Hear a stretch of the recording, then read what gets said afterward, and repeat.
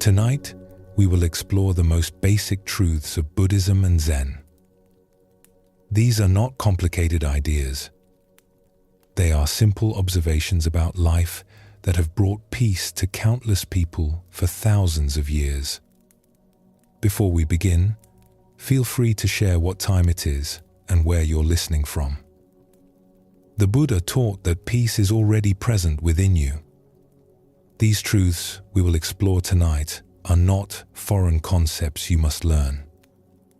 They are recognitions of what you already know deep down. We are simply remembering together what has always been true. Each truth we encounter will be simple and direct.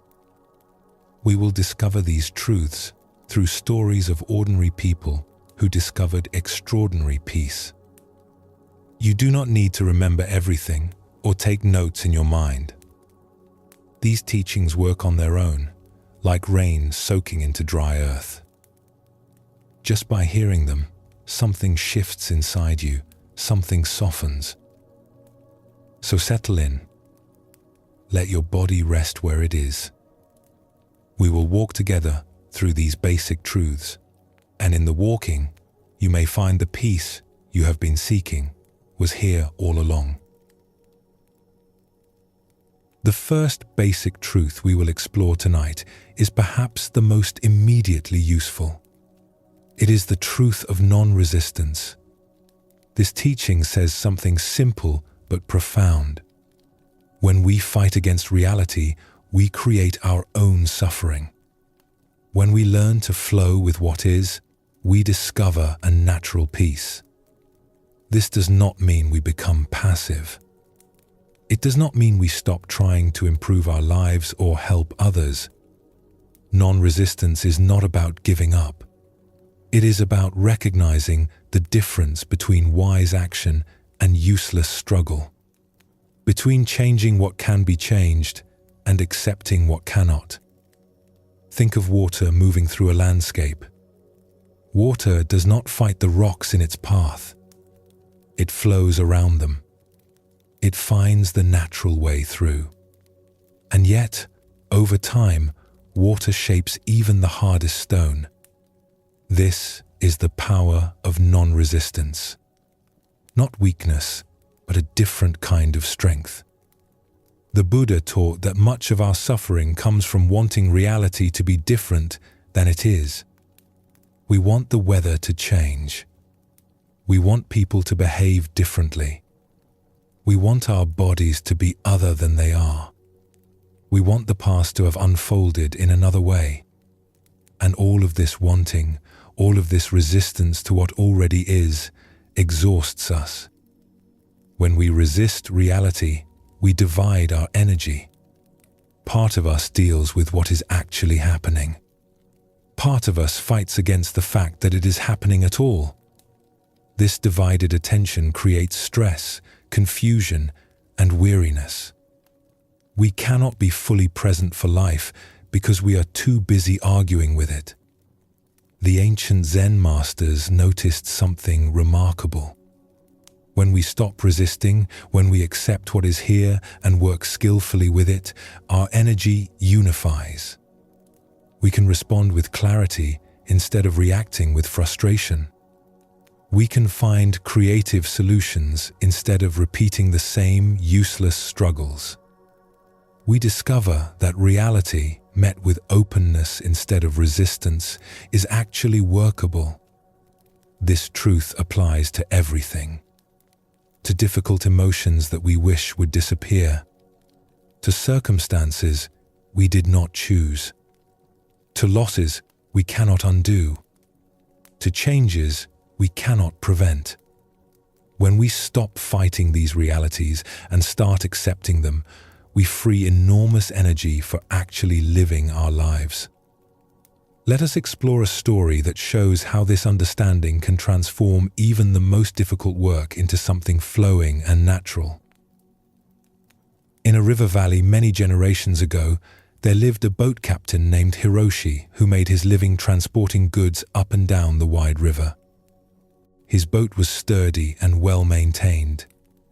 His knowledge of the river's moods was extensive. But every journey exhausted him.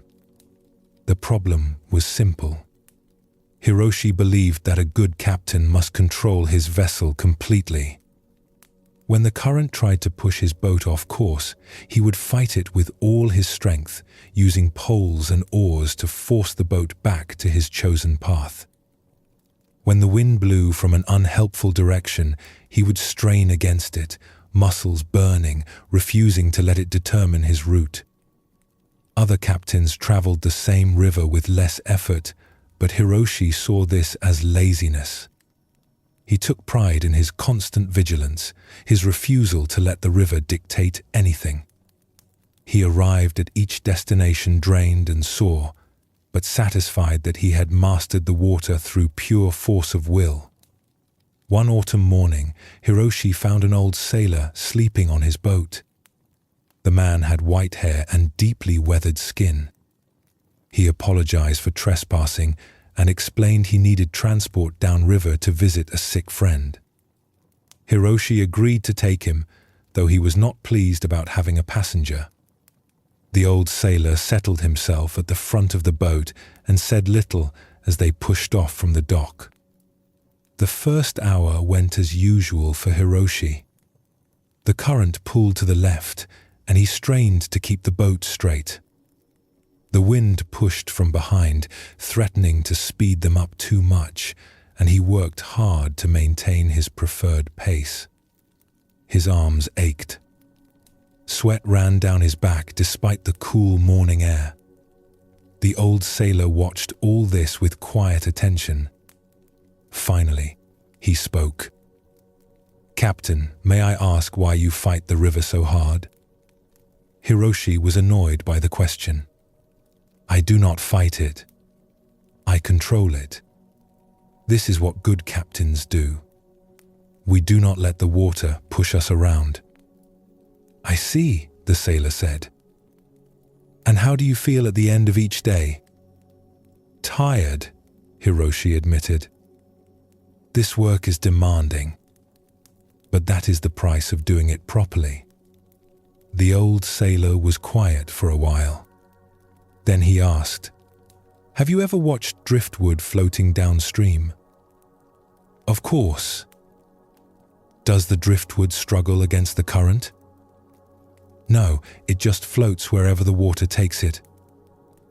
"And yet, it arrives downstream, does it not? Often moving faster than boats and certainly using less effort." Hiroshi snorted. "I am not a piece of wood. I have a destination and a schedule. I cannot just float wherever the river wants to take me." "True," the old sailor agreed.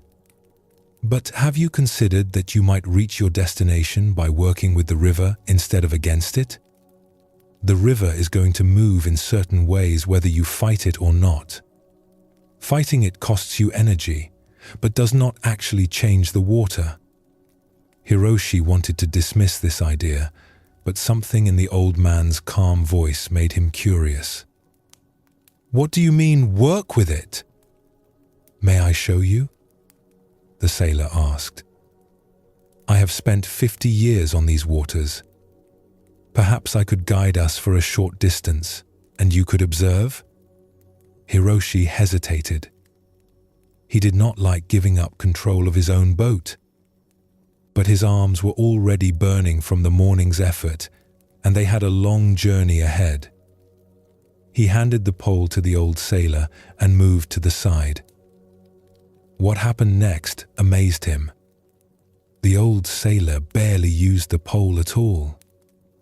When the current pushed left, instead of fighting it, he angled the boat slightly to use that push for forward momentum. When the wind blew from behind, he adjusted the sail to let it help rather than hinder. He seemed to be in constant conversation with the water, feeling its movements and responding to them. The boat glided downstream smoothly. They actually moved faster than Hiroshi usually managed with all his straining. And the old sailor looked relaxed, peaceful even. His movements were small and precise, never forced. "How are you doing that?"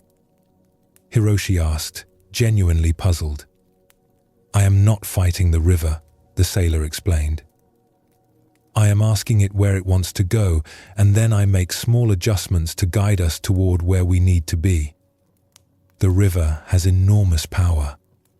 Why would I waste my energy opposing it? Much better to redirect that power, to borrow it for my purposes." He handed the pole back to Hiroshi. "Try it yourself. Feel the current instead of resisting it. When the water pushes, do not push back. Instead, think about how you can use that push to help you." Hiroshi took the pole with uncertainty. His first instinct when the current tugged leftward was to brace and fight. But he remembered the old sailor's words. He let the boat move slightly with the current, then made a small adjustment to redirect that energy forward. It worked. The boat continued in roughly the right direction, and his arms did not strain at all. "Good," the old sailor said.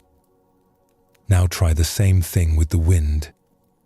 Stop seeing it as an enemy and start seeing it as a potential helper." For the next hour, Hiroshi experimented with this new approach. Sometimes he made mistakes and they drifted off course.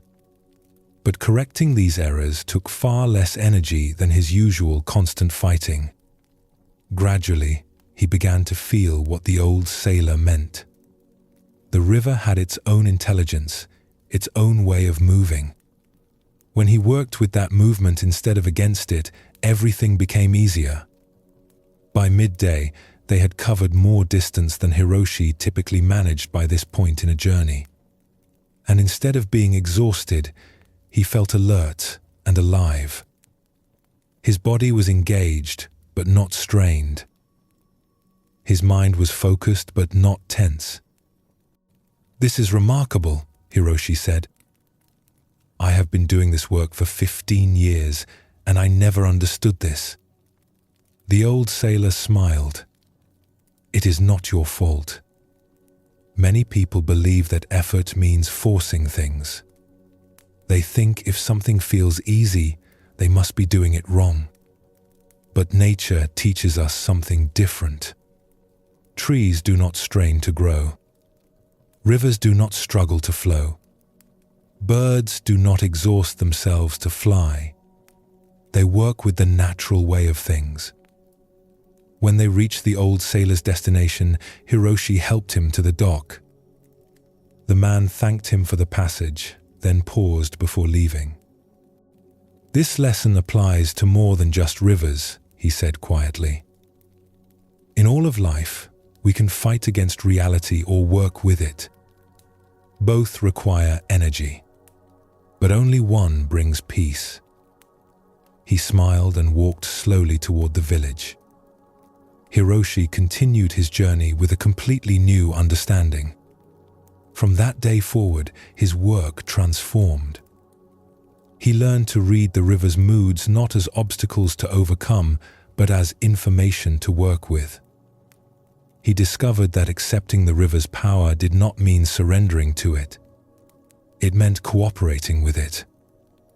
Other captains began to notice the change.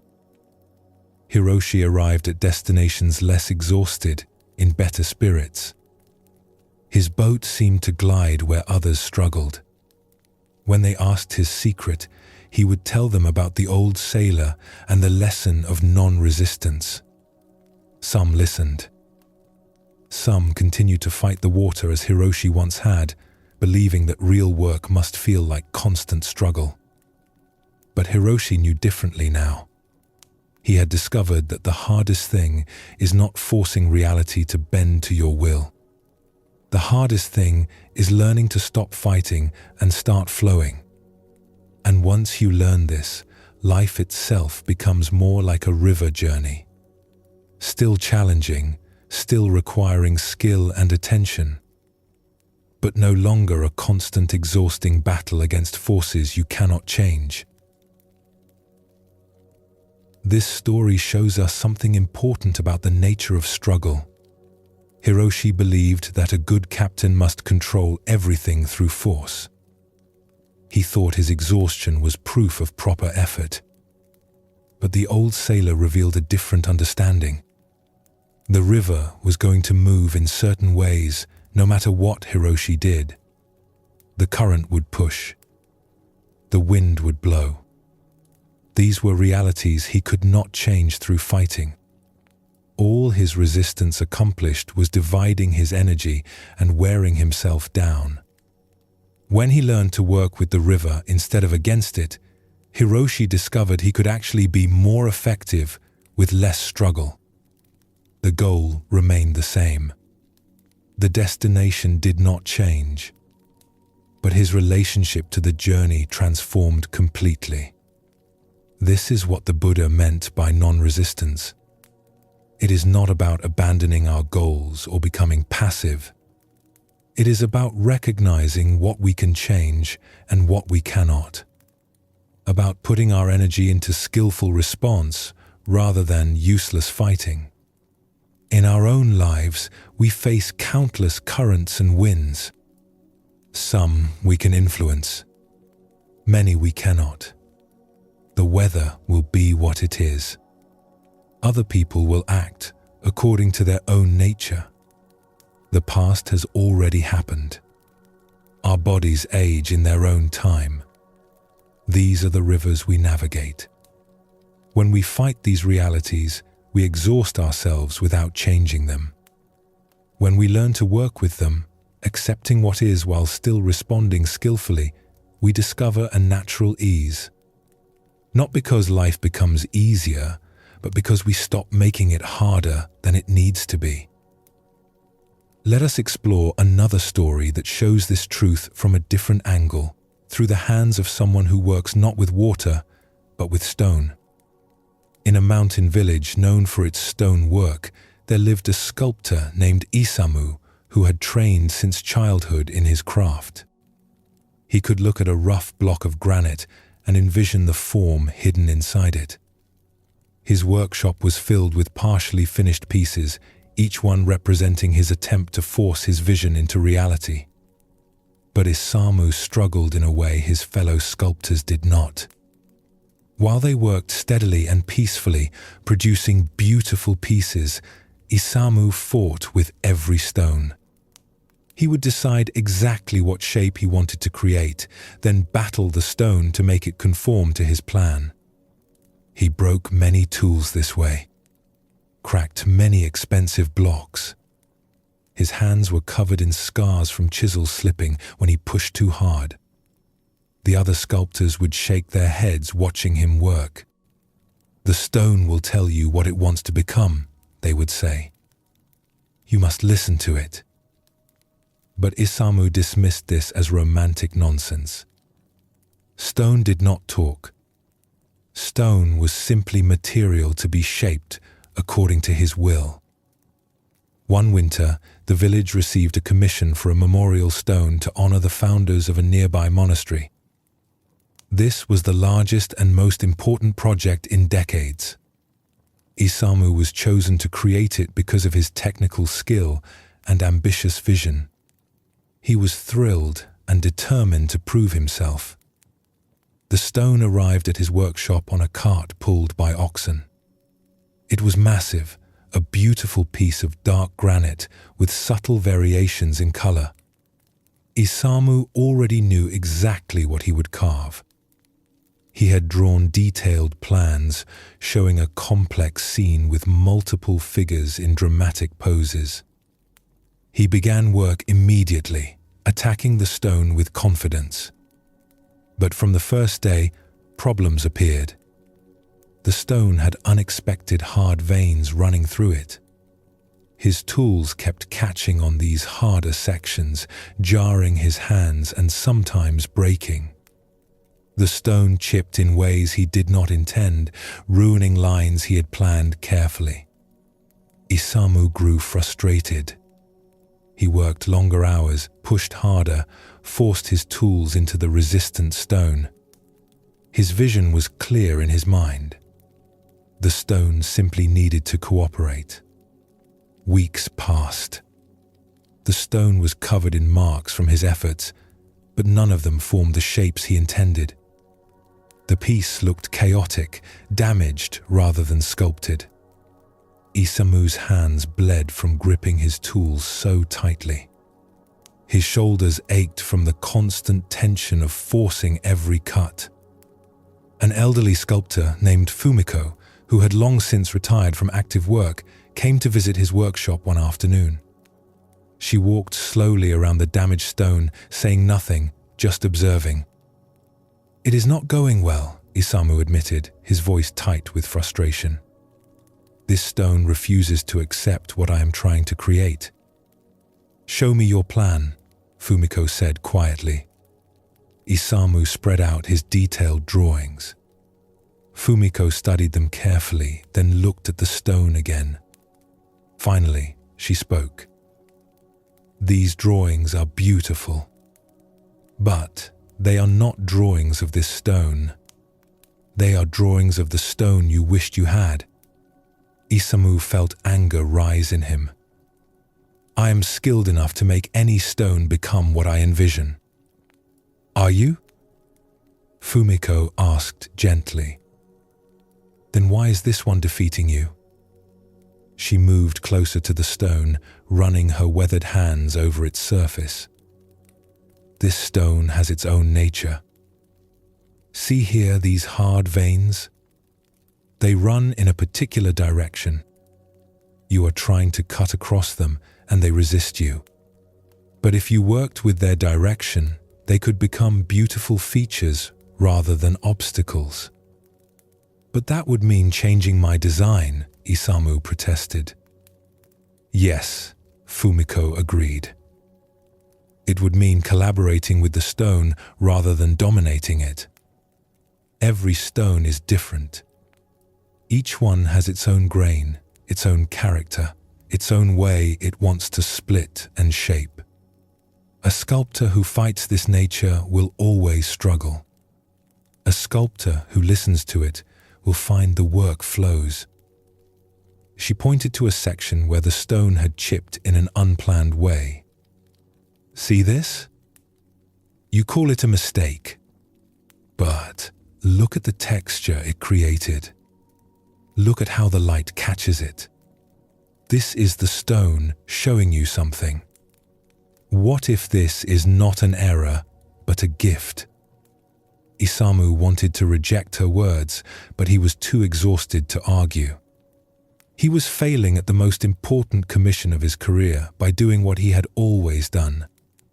Maybe it was time to try something different. "What should I do?" he asked, and there was humility in his voice for the first time. "Put away your drawings," Fumiko said. "For 3 days, just study the stone. Do not try to carve anything. Touch it. Walk around it. Notice where it is hard and where it is softer. See where it naturally wants to split. Let it teach you what it might become." Isamu felt impatient with this suggestion, but he agreed. For the next 3 days, he did no carving. He simply spent time with the stone, observing it from different angles, running his hands over its surface, tapping it gently to hear how the sound changed in different places. Slowly, something shifted in his perception. He began to notice things he had been too busy fighting to see. The way certain areas caught the light beautifully. The way the grain suggested natural flowing lines rather than the rigid geometry he had planned. The way that accidental chip actually added interesting depth to one section. By the 3rd day, a completely different vision began to form in his mind. Not the complex scene he had drawn, but something simpler and more powerful. A single figure in a posture of peaceful meditation, positioned so the natural veins in the stone became flowing robes. The areas where the stone was hardest became the stable base. The softer areas where he had already removed material became the contemplative face. When he finally picked up his tools again, everything felt different. Instead of forcing the stone to accept his plan, he made small cuts in response to what the stone revealed. When he encountered a hard vein, instead of battling it, he adjusted his approach to incorporate it. When the stone chipped in an unexpected way, instead of seeing it as failure, he looked for how it might enhance rather than ruin his emerging vision. The work went faster than it ever had before. His tools did not break. His hands did not bleed. The stone seemed to open under his careful attention, revealing the figure that had been waiting inside all along. When the memorial was finally completed and installed at the monastery, people spoke of it with wonder. There was something alive about it, they said. Something that felt less like it had been carved and more like it had been discovered. The stone's natural qualities had become part of the art rather than obstacles to overcome. Fumiko came to see the finished piece. She stood before it for a long time in silence. Finally, she turned to Isamu with tears in her eyes. "Now you understand," she said simply. "The stone was always trying to show you this. You just needed to stop fighting long enough to listen." Isamu's transformation shows us another face of non-resistance. Like Hiroshi with his river, Isamu believed that mastery meant forcing reality to match his vision. He had a clear plan, and he was determined to make the stone conform to it no matter what. But the stone had its own nature, its own grain and veins and character. Isamu's fighting against this nature did not change it. It only broke his tools, damaged the stone, and exhausted him. The stone was what it was, regardless of what he wished it to be. When Fumiko taught him to stop fighting and start listening, everything changed. The goal was still to create something beautiful. The work was still challenging. But instead of battling reality, Isamu learned to collaborate with it. He let the stone's actual nature inform his vision rather than demanding the stone accept his predetermined plan. This is what non-resistance looks like in practice. Not abandoning our creative vision, but holding it lightly enough that reality can shape it. Not giving up on our goals, but remaining flexible about how we reach them. Not becoming passive, but learning the difference between wise action and useless struggle. The memorial Isamu created by working with the stone was more beautiful than what he had planned by working against it. This is often how it goes. When we stop forcing and start flowing, when we accept what is and respond creatively to it, we discover possibilities we could never have imagined through struggle alone. Both Hiroshi and Isamu learned the same essential truth. Reality has its own nature, its own way of being. We can exhaust ourselves fighting this, or we can bring our skill and creativity to working with it. One path leads to constant struggle. The other leads to a natural ease where effort remains but suffering decreases. This is the first basic truth of Buddhism and Zen. Non-resistance. Not as passivity, but as a profound understanding of how to live skillfully with what is. When we stop arguing with reality and start collaborating with it, we discover that life itself becomes our teacher, showing us the way forward if we are willing to listen. There is a concept in Zen Buddhism called beginner's mind. In Japanese, it is called Shoshin. This teaching points to something we often overlook. The mind of a beginner is open, curious, and full of possibilities. The mind of an expert can become closed, assuming it already knows, seeing only what it expects to see. When we approach something for the first time, we pay attention. We look closely. We ask questions. We remain humble in the face of what we do not yet understand. But as we gain experience and knowledge, something strange can happen. We stop looking so carefully. We think we know what we will find before we even look. Our past experience, instead of enriching our seeing, can actually block it. The Buddha taught about this in his own way. He said that clinging to views and opinions creates suffering. When we become attached to our expertise, to our way of understanding things, we close ourselves off from fresh insight. We stop learning because we believe we already know. This does not mean knowledge is worthless or that experience has no value.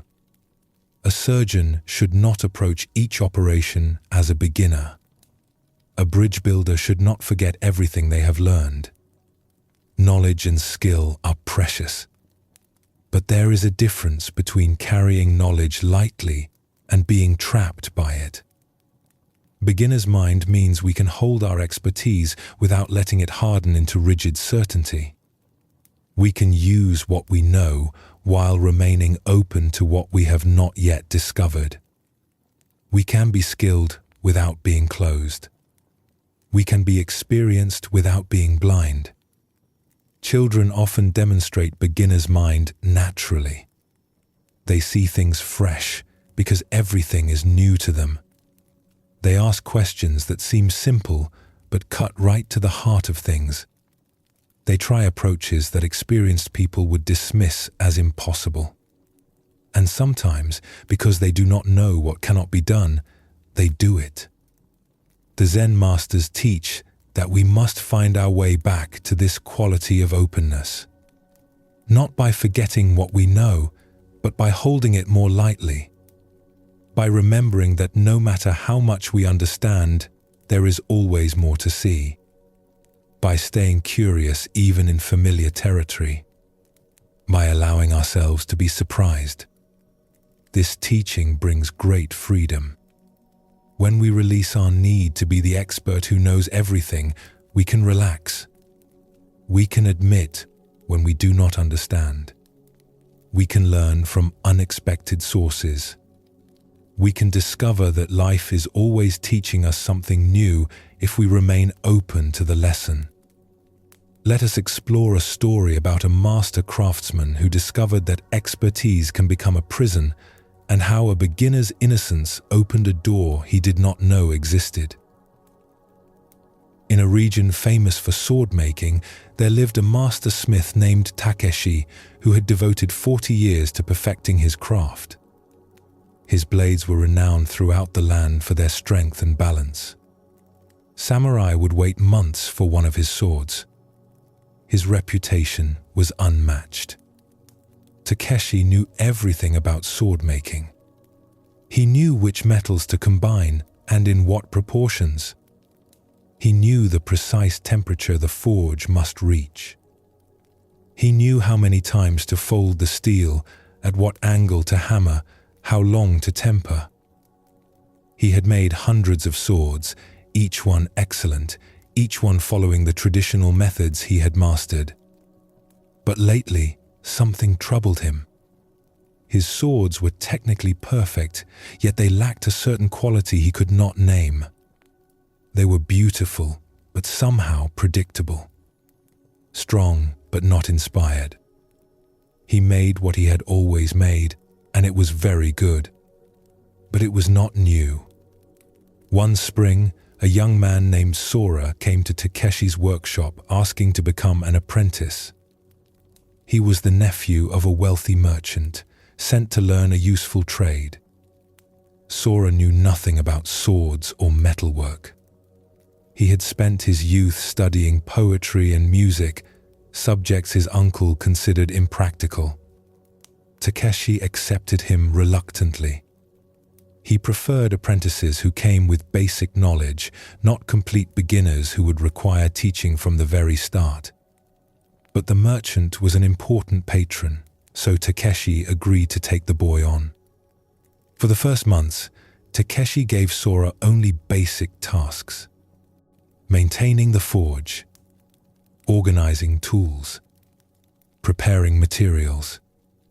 The young man performed these duties adequately, but without particular enthusiasm. Takeshi assumed this apprentice would be mediocre at best, someone who would learn enough to be useful but never excel. One afternoon, Takeshi needed to travel to a neighboring village to deliver a commissioned sword. He would be gone for 2 days. Before leaving, he told Sora to practice folding metal. This was a fundamental skill, one that required many repetitions to master. He left the young man with scraps of steel and specific instructions on the traditional folding technique. When Takeshi returned, he found Sora at the workbench, completely absorbed in his task. But something was wrong.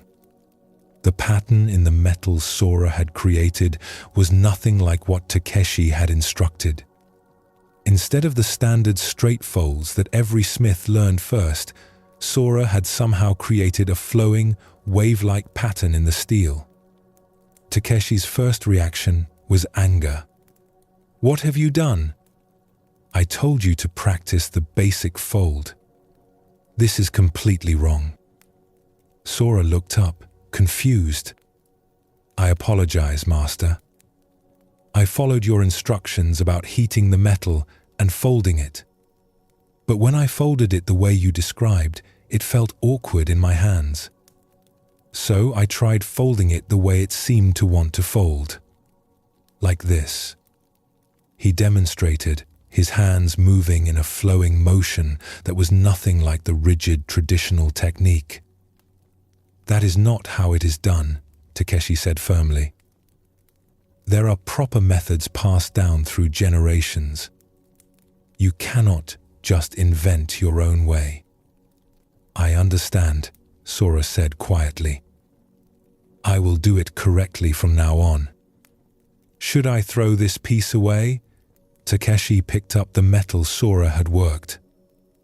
He was about to toss it aside when something made him pause. The pattern was unusual, yes, but it was also beautiful. The waves in the steel caught the light in a way he had never seen before. There was a fluidity to it, an organic quality that traditional patterns lacked. "How did you do this?" Takeshi asked, his tone shifting from anger to curiosity. "I do not really know," Sora admitted. "I just let my hands move naturally. I remembered watching water flow over rocks in a stream, the way it bends and curves. I thought the metal might want to move like that too." Takeshi studied the piece more carefully. The technique was unconventional, completely outside the traditional methods. But the result was striking. An idea began forming in his mind. What if he forged a blade using this strange pattern Sora had accidentally created? His expert mind immediately raised objections. This was not how things were done. His reputation rested on following proven methods. What if this untested technique produced a weak blade? What if it failed? But his curiosity was stronger than his caution. He decided to try it, just once, in private. He took Sora's piece of patterned steel and incorporated it into a blade he was forging for his own collection, not for a customer. As he worked, Takeshi found himself in unfamiliar territory. The unusual pattern required adjustments to his normal process. He could not simply follow his habitual movements. He had to pay attention in a new way, responding to what this different metal was showing him. The work took longer than usual. Several times he nearly ruined the blade by trying to force his traditional techniques onto this non-traditional material.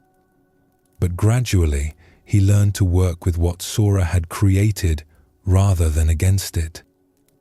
When the sword was complete, Takeshi stood in his workshop staring at it with genuine surprise. It was unlike anything he had ever made.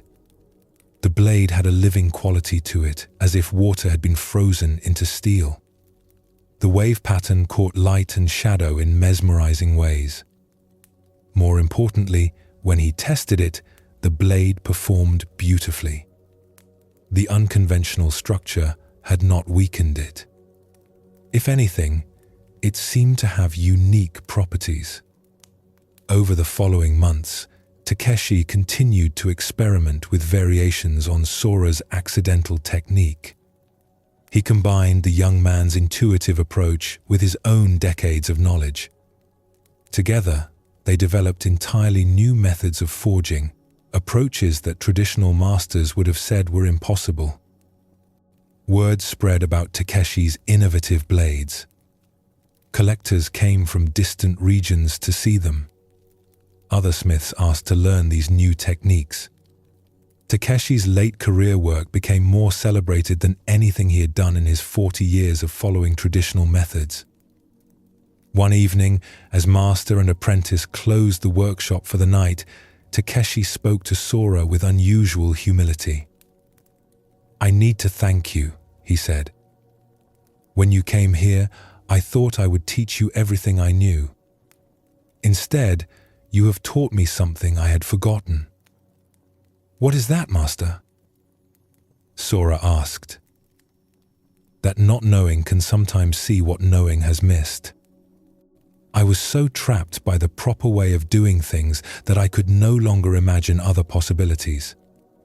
You, because you did not know the rules, were free to discover something new. My expertise had made me blind to what a beginner could still see." Sora smiled. "But master, I could not have developed these techniques without your knowledge. My beginner's accident would have remained just that, an accident, if you had not known how to refine and perfect it. Perhaps we need both. The beginner's openness and the master's skill." Takeshi nodded slowly. "Yes, I think you are right. I needed to find my beginner's mind again, to approach my craft with fresh eyes even after 40 years. You gave me that gift without knowing you were giving it." From that day forward, Takeshi taught his apprentices differently. Yes, he passed on traditional techniques and accumulated wisdom. But he also encouraged them to experiment, to question, to try approaches that seemed wrong. He learned to value the insights that came from not knowing as much as the expertise that came from long experience. Takeshi's story shows us something important about the trap of expertise. He was genuinely skilled. His 40 years of experience were valuable. But that very mastery had become a limitation. He knew so thoroughly how things should be done that he could no longer see how they might be done differently. Sora, knowing nothing, tried something that seemed natural to him. His hands moved in a way that felt right, uninformed by centuries of tradition telling him this was wrong. And because he did not know it was impossible, he did it. This is the freedom of beginner's mind. Not the superiority of ignorance over knowledge, but the openness that comes from not yet being trapped by fixed ideas. When we approach something as a beginner, we see what is actually there rather than what we expect to see. We remain curious rather than assuming we already understand. Takeshi's expertise had closed certain doors in his perception. He could make excellent traditional swords, but could not imagine alternatives. Sora's innocence kept those doors open. Together, they created something neither could have achieved alone. The master's skill combined with the beginner's fresh perspective. This teaching invites us to find that quality of openness even in areas where we have experience. To hold our knowledge lightly enough that we can still be surprised. To remember that no matter how much we know, there is always more to discover, to approach even familiar things with curiosity and willingness to see them newly. Let us explore another story that shows this truth from a different angle, through someone whose mastery almost prevented them from learning what a complete beginner knew without trying. In the capital city, there lived a musician named Ayame, who was celebrated as the finest koto player of her generation. The koto is a stringed instrument, long and elegant, requiring years of training to master. Ayame had studied since childhood under the most demanding teachers. Her technique was flawless. Her performances drew crowds from across the region. But Ayame had a secret dissatisfaction. Despite her technical perfection, despite the praise she received, she felt something was missing from her music. It was beautiful, but somehow lifeless. Correct, but not moving. She could play every note precisely as it should be played, but the music did not touch her heart the way she remembered it doing when she was first learning. One spring afternoon, Ayame was walking through a poor neighborhood she rarely visited. As she passed a narrow alley, she heard music. Someone was playing a koto, but playing it badly. Notes were missing. The rhythm was uneven. The technique was awful. Curiosity drew her down the alley. In a small courtyard, she found a little girl, perhaps 6 years old, sitting with a battered old koto. The instrument was missing strings and poorly maintained. The child's hands moved clumsily across it, creating a melody that broke every rule of proper playing. Ayame's first instinct was to correct the child, to show her the proper hand positions and explain the right way to produce each note.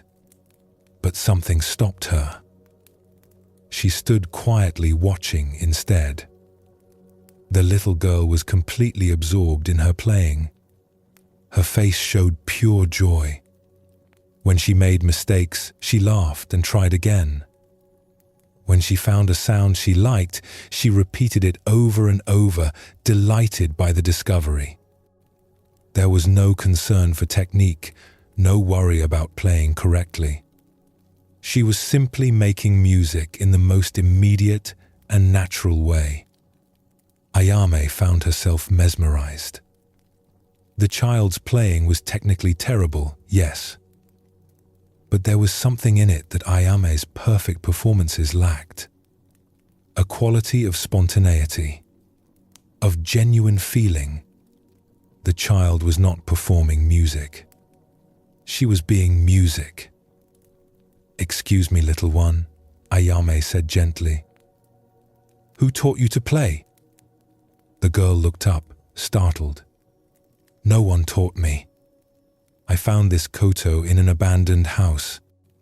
I liked how it sounded, so I tried to make pretty sounds with it." "Do you know you are playing it incorrectly?" Ayame asked, not unkindly. The girl looked confused. "How can sounds be incorrect? Some sounds I like, some I do not like. So I make the sounds I like. Is there another way?" Ayame sat down next to the child. There are traditional ways to play, proper techniques, methods passed down through generations.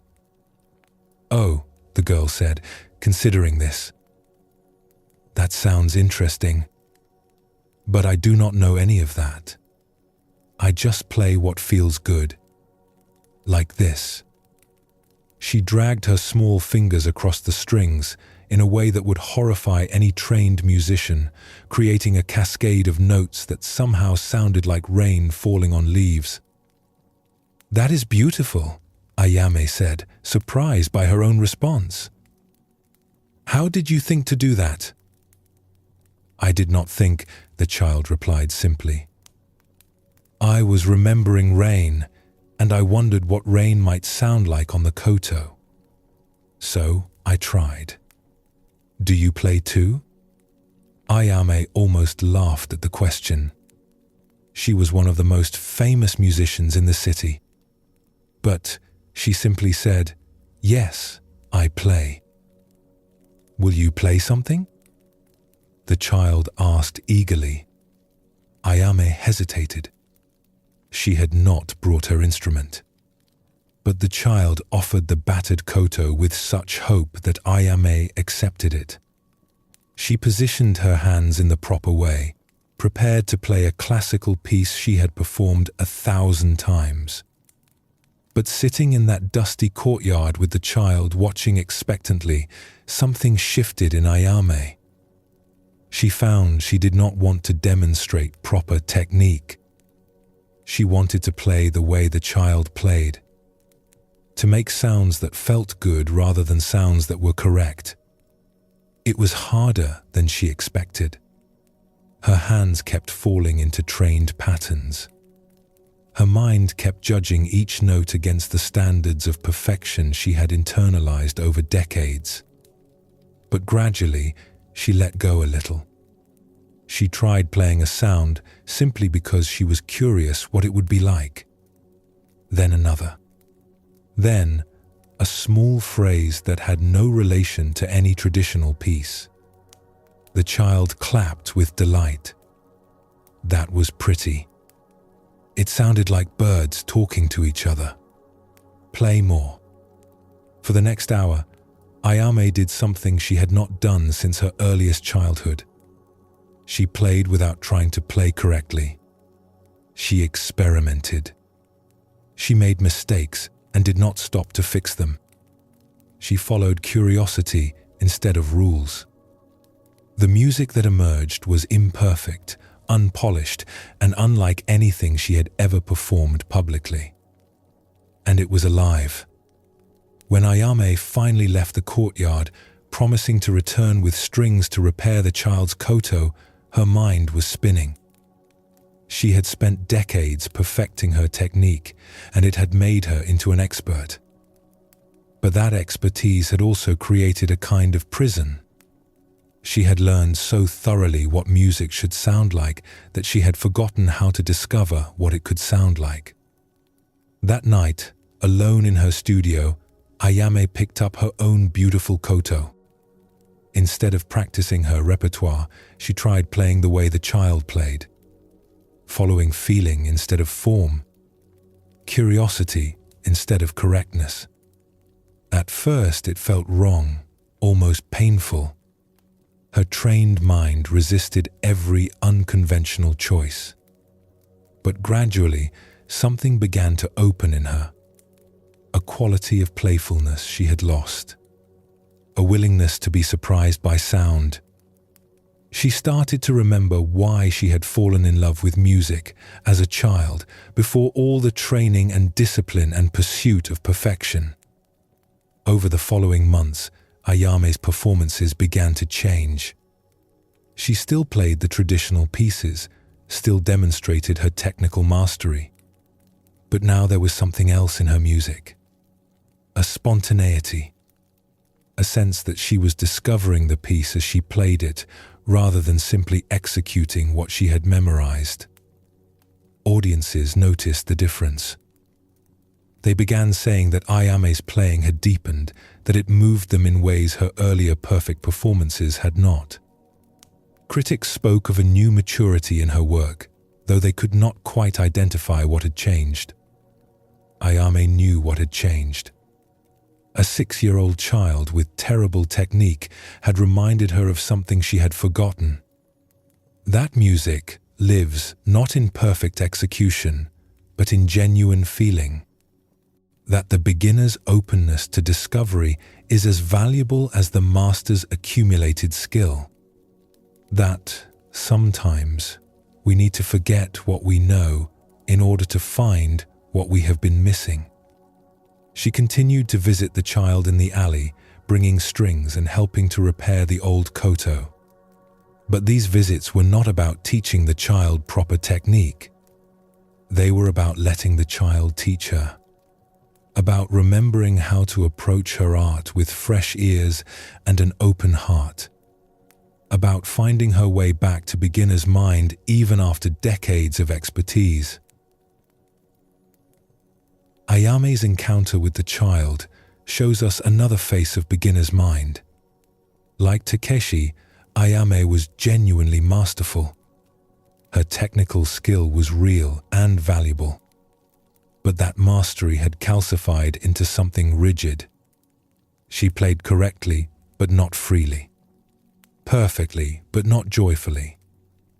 The child knew nothing about proper technique, nothing about traditional methods. She simply played with immediate curiosity and delight. And in that innocent approach, she accessed something that Ayame's expertise had obscured: the living heart of music itself. This is not a teaching that says ignorance is better than knowledge. The child's playing was technically poor, and she could benefit from learning proper methods. But Ayame's playing, for all its technical perfection, had become disconnected from genuine feeling. She needed what the child had: the openness to experiment, the willingness to make mistakes, the joy of discovery. Beginner's mind is not about rejecting expertise.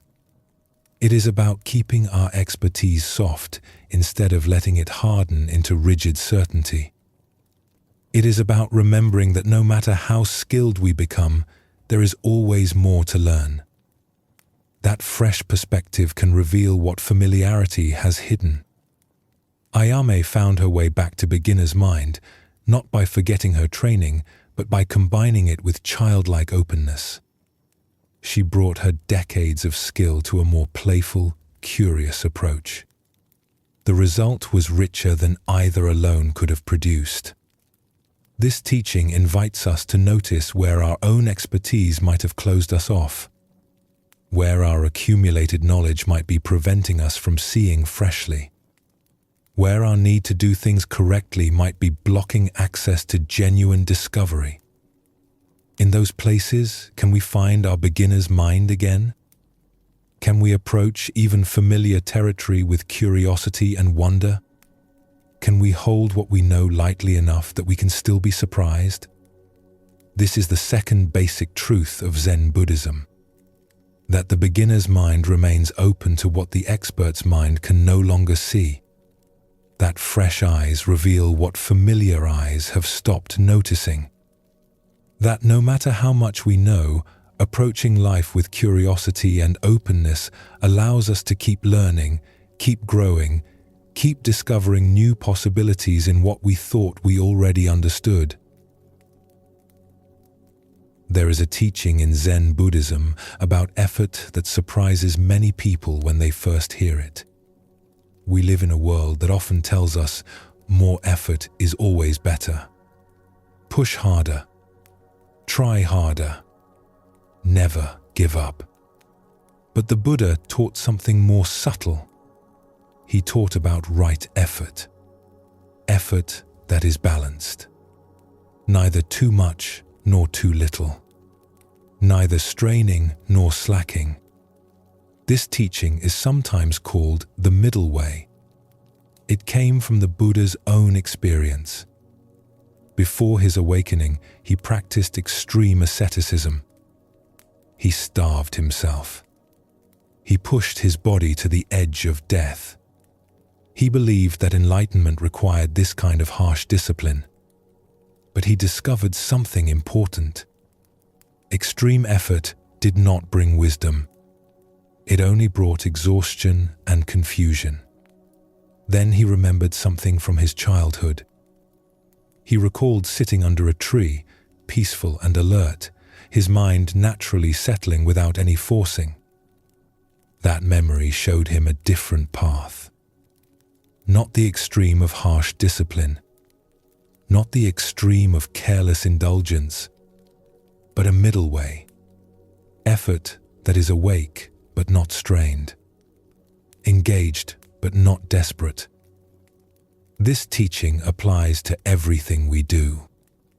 When we try too hard, we create tension that blocks the very thing we seek. A muscle held too tight cannot move smoothly.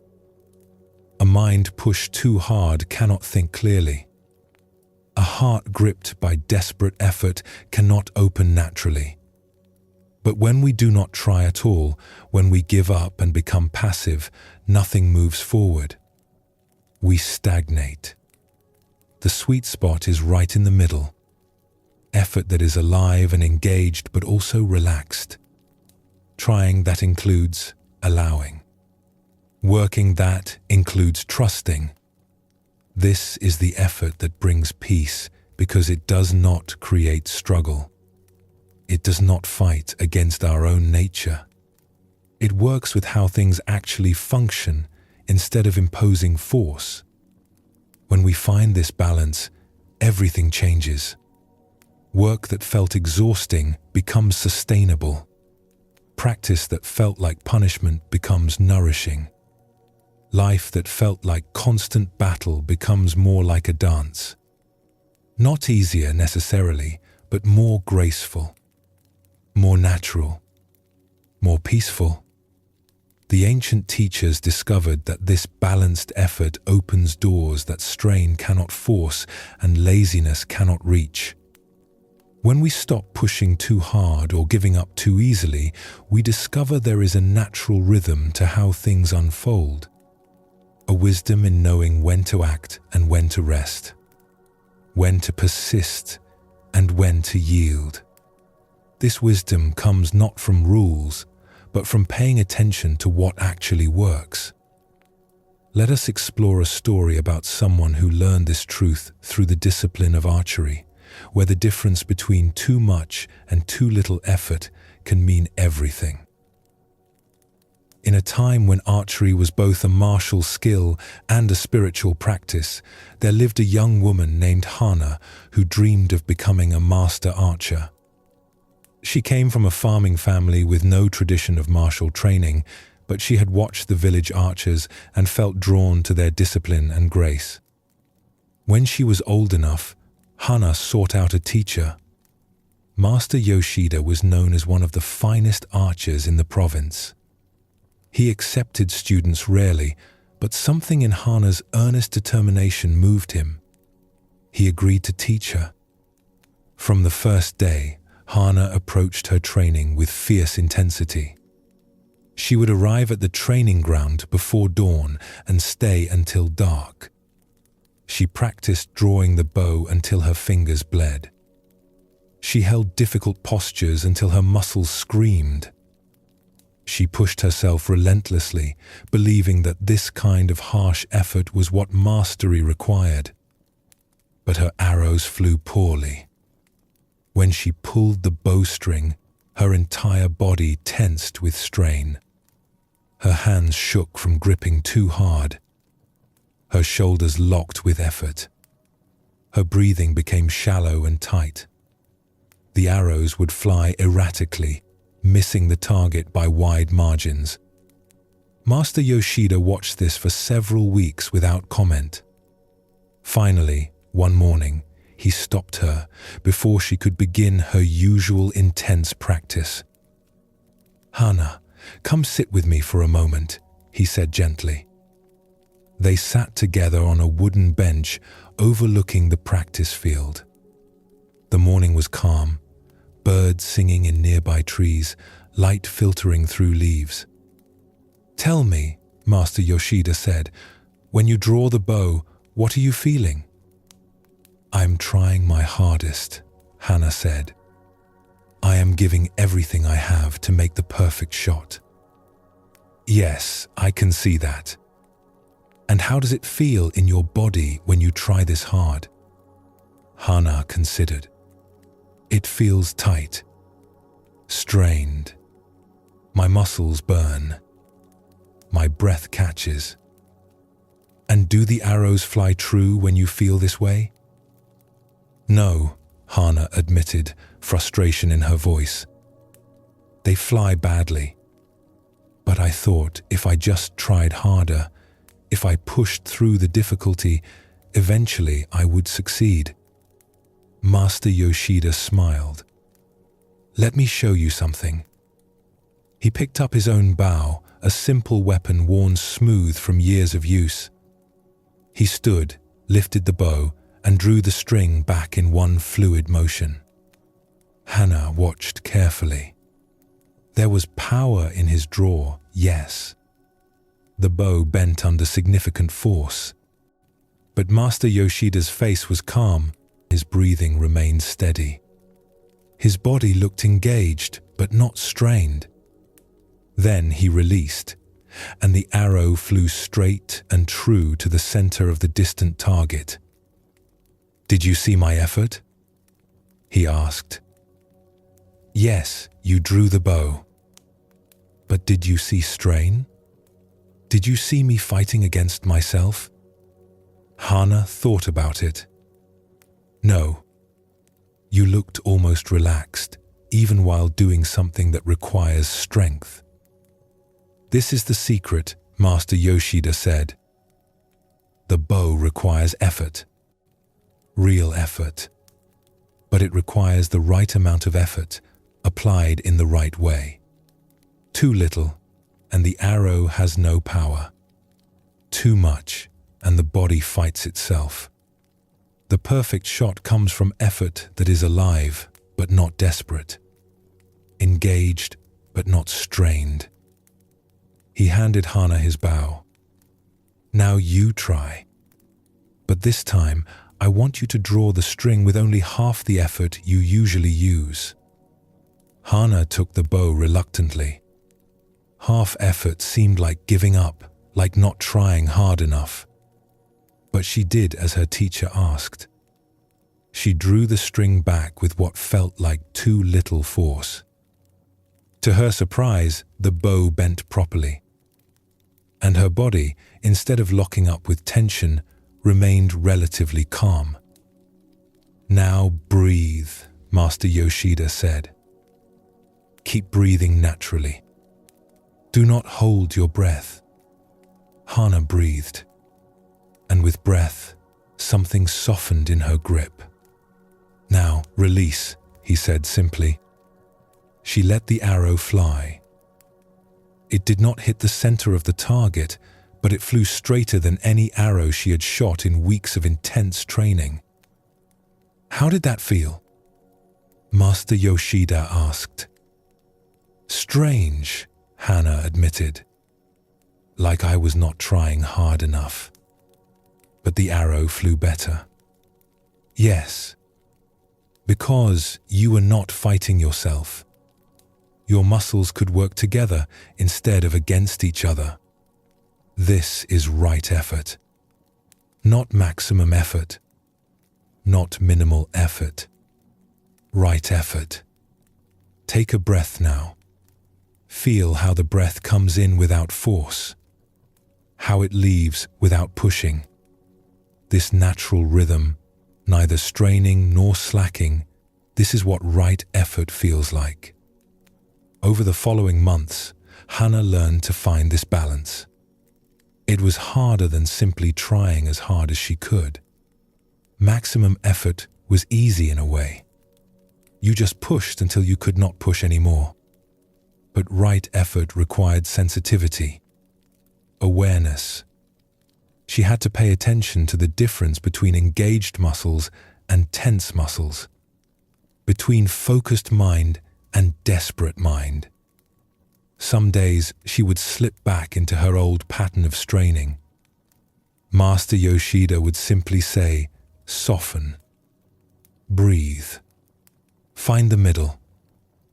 Other days she would overcorrect, becoming too relaxed, and her arrows would have no power.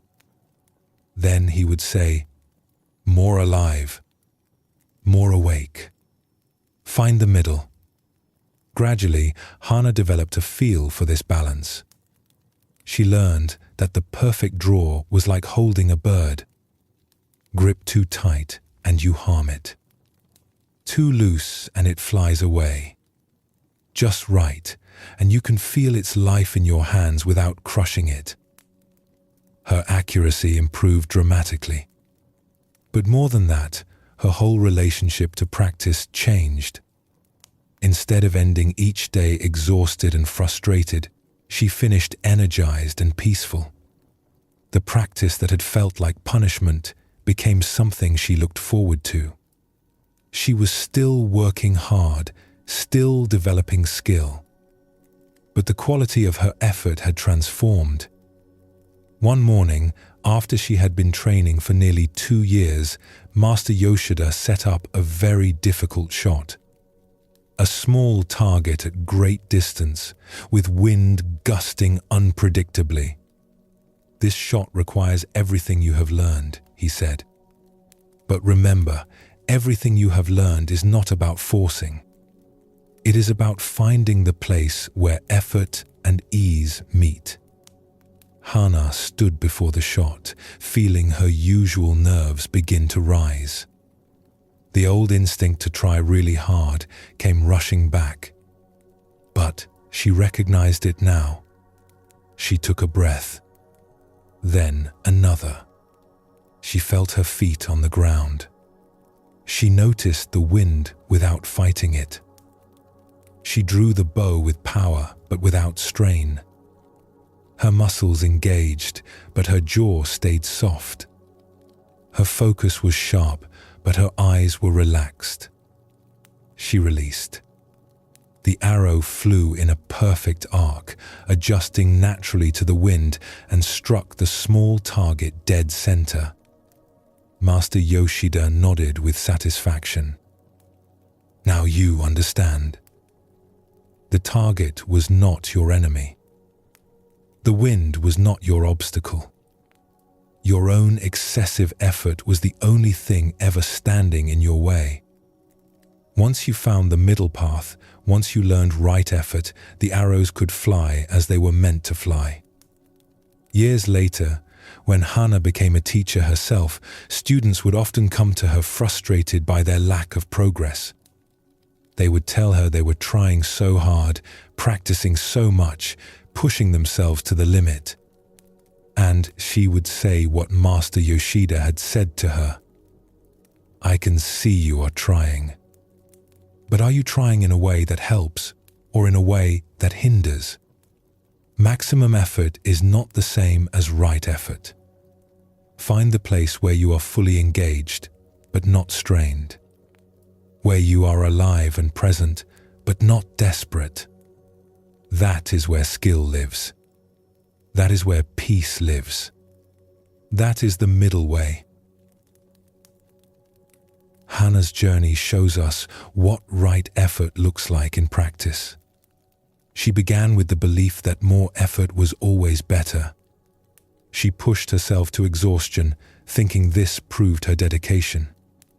But all that strain accomplished was making her body fight itself. Her desperate trying actually prevented success. Master Yoshida taught her something subtle. The bow did require real effort. This was not about being passive or giving up, but it required balanced effort, engaged without being tense, focused without being desperate, strong without being rigid. When Hana learned to find this middle way, everything changed. Not because the work became easier, but because she stopped creating unnecessary difficulty. She stopped fighting herself. Her effort became sustainable, peaceful even, while remaining powerful and effective. This teaching about right effort brings tremendous relief. It means we do not have to push ourselves to exhaustion to be effective. We do not have to create suffering in order to grow. We can work hard, we can practice diligently, while also remaining kind to ourselves, while also breathing, while also allowing. The peace that comes from this understanding is tangible. When we stop straining, the body relaxes even while working. When we find the middle way, effort no longer feels like violence against ourselves. We discover we can be both dedicated and gentle, both persistent and at ease. This is what is possible when we learn the wisdom of right effort. Notice your hands now. Are they gripping anything with unnecessary force? Can you soften just a little while, still maintaining what you need to hold? This small adjustment, this is the middle way in action. Let us explore another story that shows this truth from a different angle, through someone who works not with arrows, but with living things, where too much and too little effort both harm what we are trying to help. In a valley known for its gardens, there lived a woman named Miho, who had recently inherited her grandmother's large garden plot. Her grandmother had been a renowned gardener, and the plot had been beautiful under her care. Miho wanted desperately to honor her grandmother's memory by maintaining the garden just as well. But Miho had never gardened before. She had grown up in the city and knew nothing about plants or soil. All she had was determination and a desire to make her grandmother proud. She threw herself into the work with total commitment. She read every book about gardening she could find. She learned about different plants and their needs. She studied techniques for watering, pruning, fertilizing. Armed with all this knowledge, she began working in the garden every day from sunrise to sunset. Miho watered the plants twice daily, sometimes 3 times if the day seemed dry. She pruned constantly, cutting back any growth that did not match the perfect shapes she had seen in books.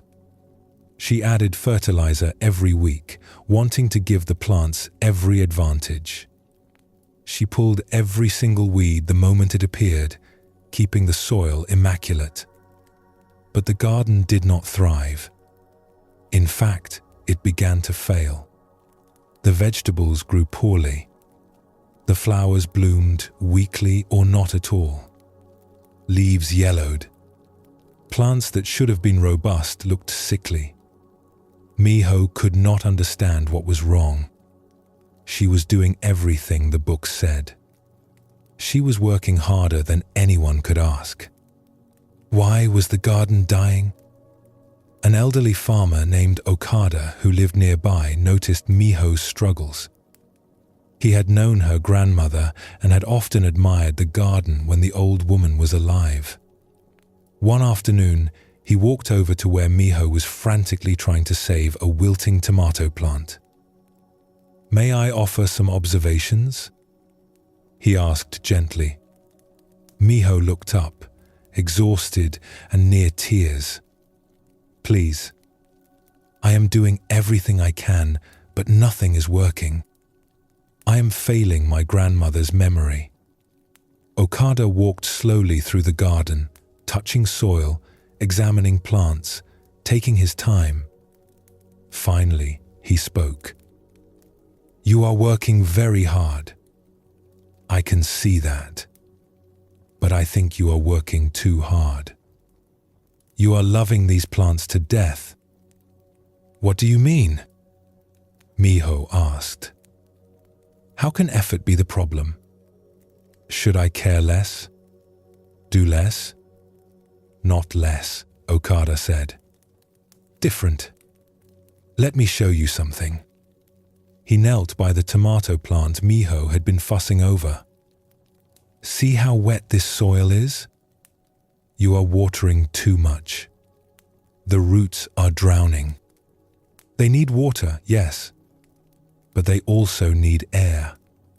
Too much water is as harmful as too little." He moved to a row of flowers that Miho had pruned into rigid shapes. "And these? You are cutting them so much that they spend all their energy trying to heal instead of growing and blooming. Some pruning is helpful. Too much is harmful." He scooped up a handful of soil. "And this? You have pulled every weed so thoroughly that you have disturbed the soil constantly. Plants need some stability, some stillness. The soil needs time to settle between disturbances." Miho felt her heart sinking. "So I have been doing everything wrong?" "No," Okada said kindly. "You have been doing many right things but with wrong intensity. Gardening is not about controlling every detail. It is about supporting the plant's own natural growth. They know how to grow. Your job is not to force them, but to provide good conditions and then trust them to do what they naturally do. He could see Miho struggling to understand. Let me ask you something. Did you ever watch your grandmother garden? Yes, when I was very young. Do you remember her working frantically? Constantly doing something to every plant? Miho thought back. No. She worked steadily, but calmly. She would spend time just walking through the garden, observing. Sometimes she would sit on her bench for long periods, just looking at things. Exactly, Okada said. She was paying attention, noticing what each plant needed. Some days a plant needs water. Some days it needs to be left alone. Some days it needs pruning. Some days touching it would harm it. Your grandmother had learned to feel the difference. She knew when to act and when to simply allow. But how do I learn that? Miho asked. I do not have her experience. Start by doing less, Okada suggested. Much less. Water only when the soil is actually dry. Prune only when a branch is truly damaged or badly placed. Watch the plants. See what they are telling you. Learn to distinguish between your worry that you should do something and the plant's actual need for help. It was hard advice for Miho to follow. Her instinct was to do more, not less. But the garden was dying under her excessive care, so she had to try something different. She began to hold back. When she wanted to water, she would check the soil first. Often it was still moist from the day before. When she wanted to prune, she would ask herself if the plant truly needed it or if she was just anxious to do something. Often the plant was fine as it was. Most difficult of all, she practiced simply observing. She would sit on her grandmother's old bench and just look at the garden. Not planning what to do. Not worrying about what was wrong. Just noticing. How the light fell. How the plants moved in the breeze. Which ones looked content and which ones looked stressed. Slowly, her relationship with the garden changed. She stopped trying to control everything and started responding to what was actually needed. Some days she worked hard, doing heavy tasks that genuinely helped. Other days she barely touched anything, just watered what was dry and otherwise left things alone. And the garden began to recover. The tomatoes, no longer drowning, started to thrive. The flowers, given space to grow naturally, bloomed abundantly. The vegetables grew stronger without constant interference. It was as if the plants had been waiting for her to stop, forcing them and start trusting them. One evening, as Miho sat on the bench watching the sunset light on healthy plants, Okada came by to check on her progress. He smiled at what he saw. Your grandmother would be proud, he said. Not because the garden is perfect, but because you learned what she knew. That gardening is not about imposing your will on nature. It is about finding the balance between helping and allowing, between action and patience, between effort and trust. Miho nodded, feeling a peace she had not known since taking on the garden. I understand now what you meant about doing different, not less. I am actually working in a more focused way than before. But I am also resting more, trusting more. It feels like I am finally working with the garden instead of against it. Yes, Okada said. This is the gardener's wisdom. And not just for plants. For anything we care for, including ourselves. Too much and we smother. Too little and we neglect. Right effort is finding that middle ground where care and allowance meet. Where we support without controlling. Where we try without straining. Years passed, and Miho's garden became known throughout the valley for its beauty and abundance. When people asked her secret, she would smile and say something her grandmother might have said. The secret is knowing when to work and when to wait. When to help and when to trust. The plants already know how to grow. My job is not to make them grow, but to support their natural unfolding. Right effort means doing what is needed, not doing everything possible. That is how peace grows along with the vegetables. Miho's experience with the garden teaches us the same truth from a different direction. She came to her work with good intentions and tremendous effort. She studied hard. She worked tirelessly. But all that effort was misdirected. She was doing too much of everything, and the excess was harming what she was trying to help. Okada showed her something essential about right effort. It is not measured by how much you do or how hard you work. It is measured by whether your effort matches what is actually needed. Sometimes plants need watering. Sometimes they need to be left alone. Both can be right effort, depending on the situation. When Miho learned to observe before acting, to feel what was needed rather than anxiously doing everything possible, the garden flourished. Not because she started being lazy or careless. She was still attentive and dedicated. But her effort became appropriate to what each moment required. Sometimes active. Sometimes patient, always balanced. This teaching brings such peace because it frees us from the exhausting belief that we must always be doing more. Right effort means we can rest when rest is needed. We can act when action is needed. We can trust the natural unfolding of things instead of thinking we must control every detail. In gardening, in archery, in all of life, the middle way offers this gift.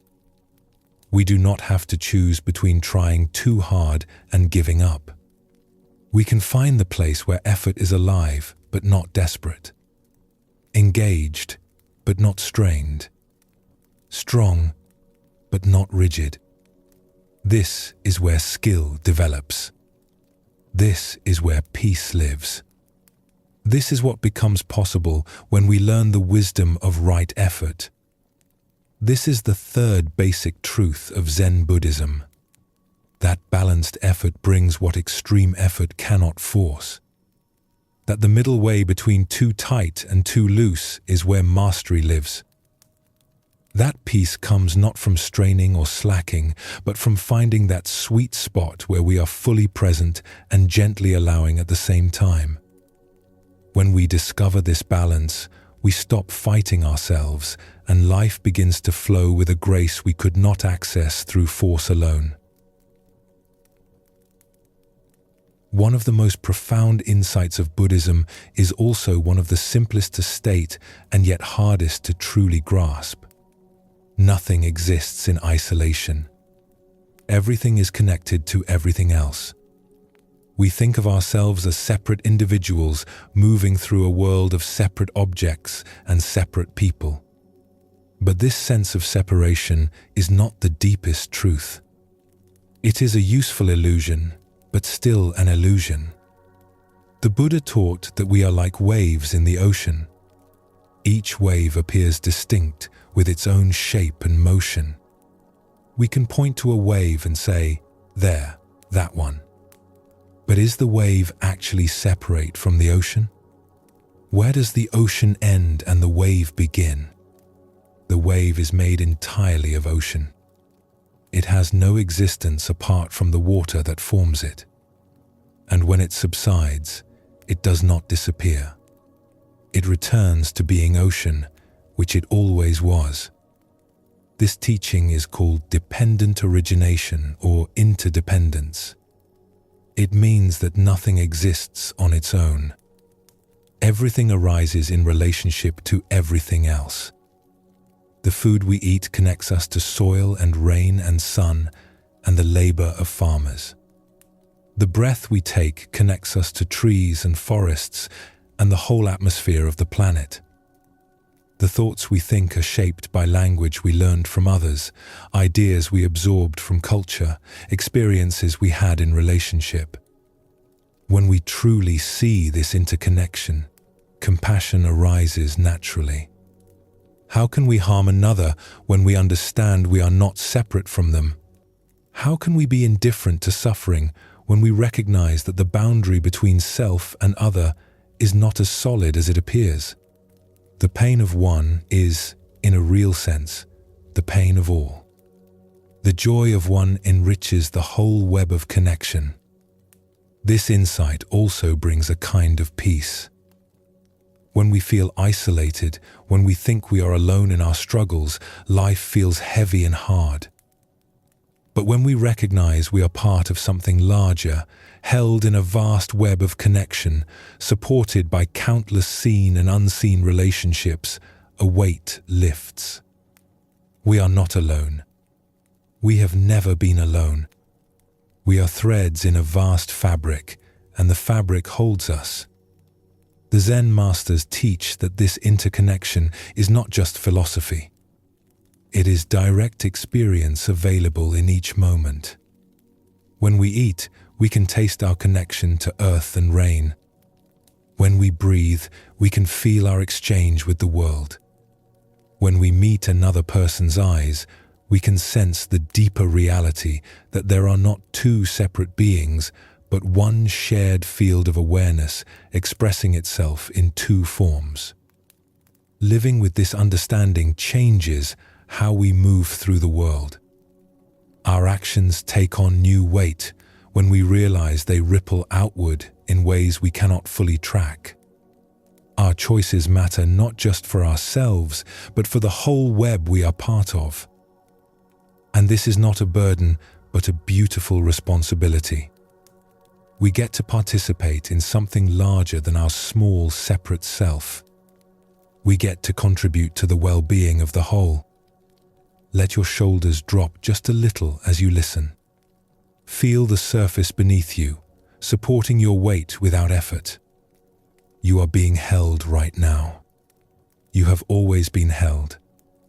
Let us explore a story about someone who discovered this truth through the discipline of making music with others, where every note exists only in relationship to all the other notes around it.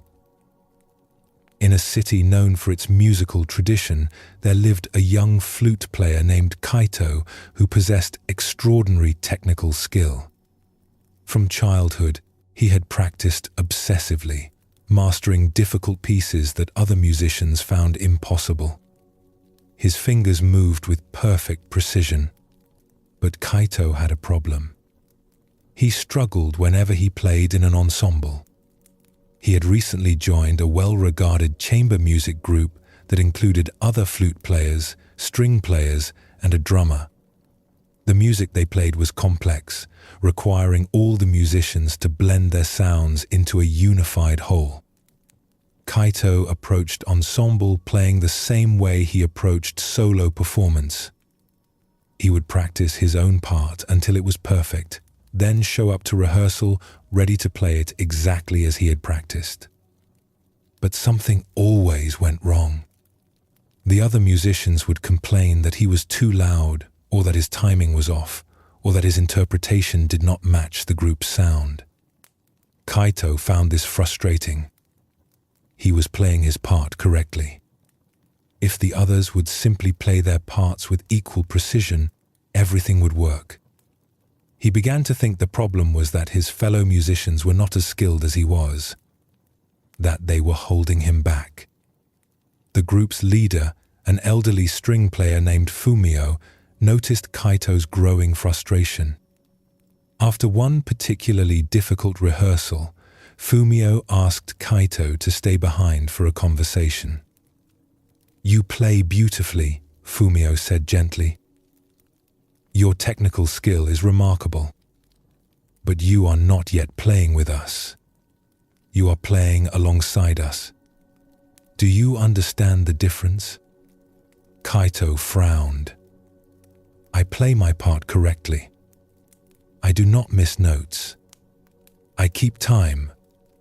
What more is there?" Fumio picked up his instrument. "Listen to this." He played a simple melodic phrase, beautiful and complete on its own. "Now listen to this." He played the same phrase, but this time he left space, played some notes softer, emphasized different moments.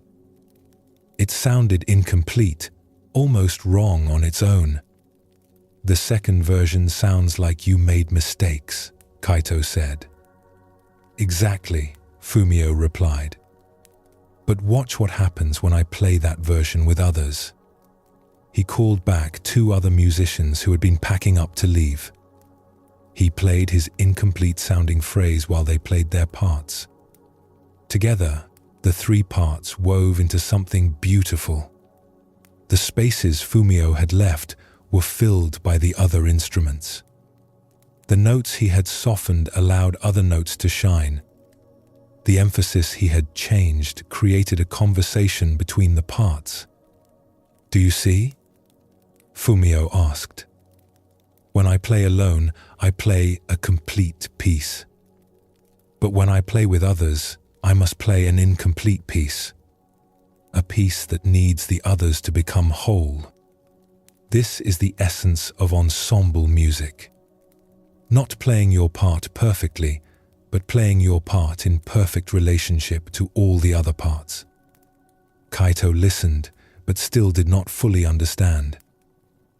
"So, I should play quieter?" "Sometimes yes, sometimes no," Fumio said. "It depends on what is happening around you. This is what you must learn. To listen to the whole while you play your part. To feel where your sound fits in the larger sound. To be willing to change what you do based on what others are doing." Over the following weeks, Fumio worked with Kaito on a new approach to ensemble playing. Instead of practicing his part in isolation until it was perfect, Kaito began attending rehearsals not fully prepared. Instead of knowing exactly what he would do, he came ready to discover what was needed in the moment. At first, this felt terrifying. Kaito was used to control, to knowing exactly what he would play and when. But Fumio encouraged him to try something different. To listen more and plan less. To play softer when others were playing loud, so the listener could hear the full texture. To leave space when the music was dense, so it could breathe. To match his timing not to a metronome, but to the actual breathing and phrasing of his fellow musicians. It was harder than any technical challenge Kaito had ever faced. His fingers knew how to play difficult passages, but his awareness did not yet know how to track 5 or 6 other musicians while also playing his own part.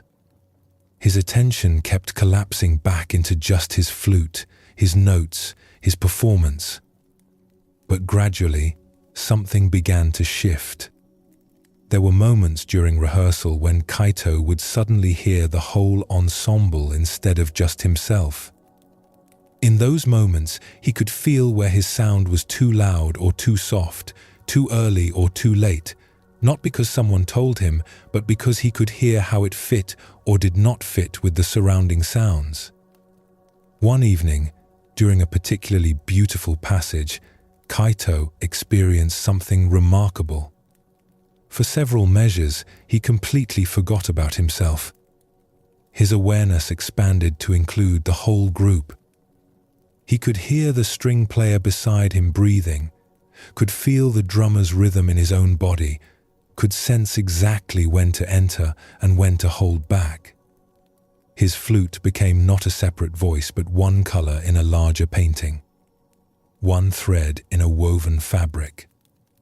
When the piece ended, Kaito sat in stunned silence. The music they had just made was more beautiful than anything he had achieved in solo performance. But his own contribution had been smaller, simpler, less technically impressive. And yet, it had felt more satisfying than any perfect solo performance ever had. "Now you are beginning to understand?" Fumio said quietly. "Music is not about individual excellence, though skill matters. Music is about relationship, about how sounds connect and support and complement each other. You have been trying to be a great individual musician. But what we need is for you to be a great ensemble musician. And that requires a different kind of listening, a different kind of awareness." Over the following months, Kaito's entire approach to music transformed. He still practiced his technical skills, but he spent more time practicing listening. He would sit in rehearsal and challenge himself to track every instrument simultaneously, to hear not just notes, but relationships between notes, to sense not just rhythm, but the breathing and energy of the whole group. The other musicians noticed the change. Kaito was no longer fighting to be heard over everyone else. He was finding his place within the collective sound. Sometimes that meant playing boldly when space opened for it. Sometimes it meant playing so softly he could barely be heard individually, but his quiet line would add essential color to the texture. The music the ensemble made together grew richer and more cohesive. And Kaito discovered something unexpected. Playing in true relationship with others was more fulfilling than solo virtuosity had ever been. There was joy in being part of something larger than himself, in contributing to a beauty that no single person could create alone.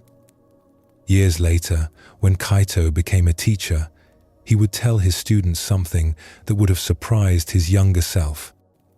"You can practice alone to develop your skill, but you cannot learn music alone. Music exists in relationship. It lives in the space between sounds, in the way one note calls forth another, in how silence and sound dance together. To be a musician is not to master your instrument. It is to learn how to participate in something larger than yourself." Kaito's journey shows us what interconnection means in practice. He began believing that excellence was individual, that his job was to play his part perfectly, and if everyone else did the same, the music would work. But this was a misunderstanding of how music actually functions. Music is not separate perfect parts happening simultaneously. It is one unified thing made of many voices. Each part exists in relationship to all the other parts. A note that is perfect in isolation might be wrong in context. A phrase that sounds complete alone might need to be incomplete to allow space for others. When Kaito learned to listen to the whole while playing his part, everything changed. He stopped being a separate individual trying to be heard and became one voice in a collective conversation. His contribution became more subtle, but also more essential. He discovered that being part of something interconnected was more satisfying than being excellent alone. Take a breath now and let it out slowly. Notice how the air you release becomes the air around you, no longer yours, no longer separate. This is how it always is. We are breathing with the world, not just in it. This teaching about interconnection offers profound peace. When we recognize we are not isolated individuals, the burden of having to be self-sufficient lifts. We do not have to do everything alone. We are part of a vast web of mutual support. Every person we meet, every exchange we have, is an opportunity to participate in something larger than our separate self. As you rest here, let yourself feel this truth settling into you like rain soaking into soil. You are not separate. You are connected to everything, held by everything. Part of one vast living system that breathes together, moves together, exists together. Let this knowing soften any sense of isolation or aloneness. You belong to this web. You always have. Feel the weight of your body being supported right now. Something is holding you. The earth beneath you, the structure around you, the air surrounding you. You are being held in this moment by forces you did not create and do not control. This is always true. We are always being held. Let us explore another story that shows this truth from a different angle, through someone whose simple act of kindness revealed how one choice can ripple through an entire community in ways we could never predict. In a town that served as a resting point for travelers on a long mountain road, there lived an innkeeper named Taro who ran a modest establishment. His inn was neither the finest nor the cheapest in town. It was simply clean and comfortable, with fair prices and decent food. Taro had run it this way for 20 years, making enough to support his family, but never seeking to expand or become wealthy. One winter evening, during a particularly harsh snowstorm, a traveler arrived at Taro's door just as he was closing for the night. The man looked exhausted and cold, his thin clothes inadequate for the weather. He asked about a room, but then admitted he had very little money. Not enough for a room and a meal both. Taro's first instinct was to send the man to a cheaper inn down the street. It was not his responsibility to provide charity, and the winter had been hard on his business. But something in the traveler's face, a quiet dignity in the way he admitted his poverty, touched Taro. "Come in," Taro said. "You can stay tonight. We will work something out about payment." The traveler's name was Hiro, and he was a courier who had fallen on hard times. He gratefully accepted Taro's offer and explained that he was traveling to the next town to start work with a new merchant. Once he reached his destination and began earning again, he would find a way to repay Taro's kindness. Taro gave Hiro a room and a hot meal. He did not expect repayment. It was just one small act of generosity on a cold night. He thought nothing more of it. But 3 months later, something unexpected happened. A well-dressed merchant arrived at Taro's inn and asked specifically for him. The merchant explained that his courier, Hiro, had told him about Taro's kindness. The merchant wanted to thank Taro personally and to offer him regular business. From now on, whenever the merchant's employees traveled this route, they would stay at Taro's inn. This regular business was substantial. The merchant's company was large and prosperous, with many people traveling frequently. Within weeks, Taro's inn went from being half empty most nights to consistently full. He had to hire additional help to manage the increased work. One of the people Taro hired was a young woman named Yuki, who had been struggling to find work after her father's death. The job at the inn allowed her to support her younger siblings and keep the family together. Yuki was hard-working and skilled, and she quickly became essential to the inn's operation.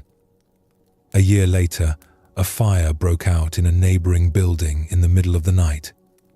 Yuki, who lived in a room at the inn, was the first to notice smoke. She woke Taro and his family, and together they were able to alert the surrounding buildings before the fire spread. Several families were saved because Yuki raised the alarm in time. One of those families included a young boy named Kenji who loved learning but had no opportunity for education. The boy's father, grateful to Yuki for saving his family, began bringing Kenji to the inn in the evenings where Yuki would teach him reading and basic mathematics during her breaks. She had learned these skills from her own father and enjoyed passing them on. Kenji proved to be exceptionally bright. Years later, a traveling scholar stayed at Taro's inn and happened to meet the boy. Impressed by Kenji's knowledge and curiosity, the scholar arranged for him to study at a temple school in a distant city. Kenji eventually became a respected teacher, educating hundreds of children over his lifetime. One day, many years after that snowy night, an elderly courier named Hiro returned to town and stopped at Taro's inn. Taro recognized him immediately, though both men had aged considerably. "I never properly thanked you," Hiro said. "That night you let me stay despite my inability to pay. You changed the course of my life. I was at my lowest point, and your kindness showed me that the world still had goodness in it. It gave me hope to keep going." Taro shook his head. "I did very little. Just offered a room on a cold night." "Just a room," Hiro repeated. "But do you know what came from that?" "My employer's business sustained your inn. That allowed you to hire Yuki. Yuki saved the family from the fire. She taught young Kenji, who became a teacher. I heard he has educated over 300 children now. And who knows what those children will do with what they learned." Hiro smiled. "You gave me shelter for one night. But that one choice rippled outward in ways you never imagined. How many lives were touched because you were kind to a stranger? We cannot know. The connection spread in all directions, forward and backward in time." Taro felt overwhelmed by this perspective. "I just did what felt right in the moment. I never thought about consequences." "That is the beautiful thing about interconnection," Hiro said. "We do not need to trace every connection to trust they exist. Every kind act plants seeds we cannot see. Every choice ripples outward. We are all connected in a vast web, and what we do to any single strand affects the whole web." That evening, Taro sat in his inn's common room, watching guests come and go. Families eating together. Travelers sharing stories. His employees serving meals and tending to needs. All of this was here, in some way, because he had opened his door on a snowy night years ago. But it was also here because of countless other choices and connections he could never fully trace. The merchant who sent business his way had made a choice. Yuki's father had taught her skills before he died. The scholar had chosen to stop at this particular inn. Kenji had chosen to apply himself to learning. Each person was a thread in the fabric, and the pattern that emerged was something no single thread had planned or controlled. Taro realized that he was not an isolated innkeeper making isolated choices. He was part of a vast living system where everything affected everything else. His kindness had rippled outward, but kindness shown to him by others had also shaped his life in ways he rarely acknowledged. The farmer who grew his food, the builders who constructed his inn, the travelers who chose to stay, all of them part of the same web. This understanding changed how Taro moved through his days. He paid more attention to small interactions, knowing that what seemed trivial might be the beginning of a ripple he would never see the end of. He felt more connected to everyone he met, recognizing that their lives and his were woven together in ways beyond surface appearances. When people asked him about his success, Taro would tell them it was not his success alone.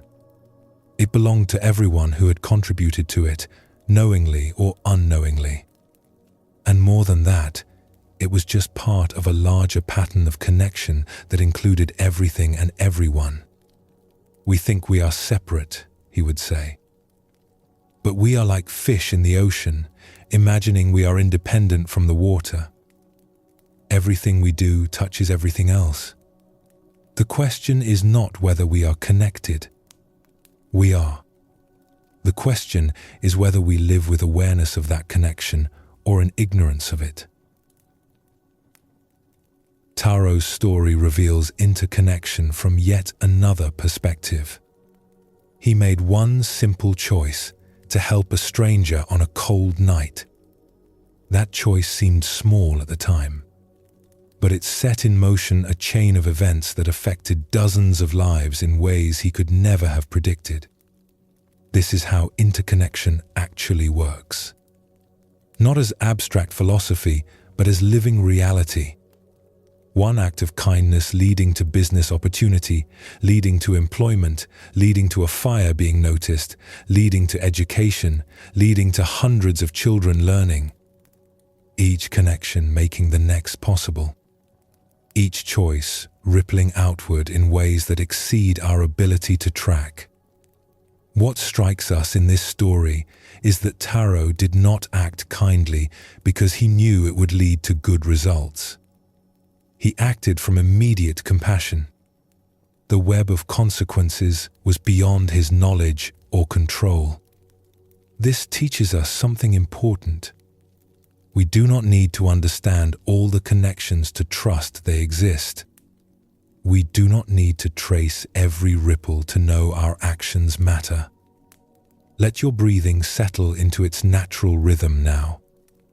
Each breath you take is part of an exchange with the world. Trees and plants breathe out what you breathe in. You breathe out what they breathe in. This is interconnection in its most basic form. Not separate beings, but one breathing system expressing itself through many forms. Living with awareness of interconnection brings a gentle responsibility. Our choices matter not just for ourselves, but for the whole web we are part of. But this is not a burden. It is a beautiful invitation to participate in something larger than our small, separate concerns. To know that our kindness radiates outward, that our care touches more than we can see, that we are contributing to a vast collective well-being simply by being awake to our connection with all things. As you rest here, let this understanding settle deeper. Feel how you are not alone in your struggle or your joy. How your life is held in a vast web of relationship, supported by countless seen and unseen connections. This is not poetry. This is the actual nature of reality. Nothing exists separately. Everything arises in relationship. You are part of the whole, and the whole moves through you. Let your jaw soften if it has been tense. Let your belly release if you have been holding it tight. You do not have to hold yourself together so rigidly. You are being held by something larger, by the web of connection that includes everything. You can relax into this knowing. You can trust that you belong here, that you are part of this vast living system, that your presence matters to the whole. This teaching about interconnection changes how we see the world. Not as a collection of separate things bumping into each other, but as one living system expressing itself through infinite forms. When we truly grasp this, compassion becomes natural. How can we harm what we are not separate from? How can we be indifferent when we recognize that every being is part of the same web that holds us? The peace that comes from this understanding is subtle but profound. We stop feeling so isolated, so alone in our struggles. We recognize we are held, supported, connected to everything. And in that recognition, life becomes less of a battle to survive on our own and more of a dance where we play our part in the larger movement, where we contribute our voice to the collective song, where we trust that we are exactly where we need to be, doing exactly what is ours to do, part of something far more beautiful and complex than we could grasp with our thinking minds alone. Rest in this knowing. You are not separate. You never were. You are a wave in the ocean, and the ocean is you. This truth has always been true. We are simply remembering it together. There is a teaching in Buddhism that uses a word that can sound frightening at first: emptiness. When we hear this word, we might think of loss, of nothingness, of a void that swallows meaning. But this is not what the Buddha meant when he spoke of emptiness. He was pointing to something liberating, something that makes life possible rather than taking it away. Emptiness in Buddhism means something specific. It means that things do not have fixed, permanent, separate existence. Everything is open, flowing, changing, interdependent. A cup is not just a solid object that exists on its own. It is clay that came from earth, shaped by hands, given form by space, holding water temporarily, eventually breaking and returning to earth. At what point is it truly, permanently, separately a cup? The cup is empty of independent existence. It exists only in relationship to everything else. But here is the beautiful thing. This emptiness is not a problem. It is what makes everything possible. A cup is useful precisely because of its empty space. If a cup was solid all the way through, it could not hold water. The emptiness is what gives it function. The absence is what creates possibility. This teaching extends to everything. A room is useful because of empty space inside walls. A door works because of the empty space it opens and closes. Music exists because of silence between notes.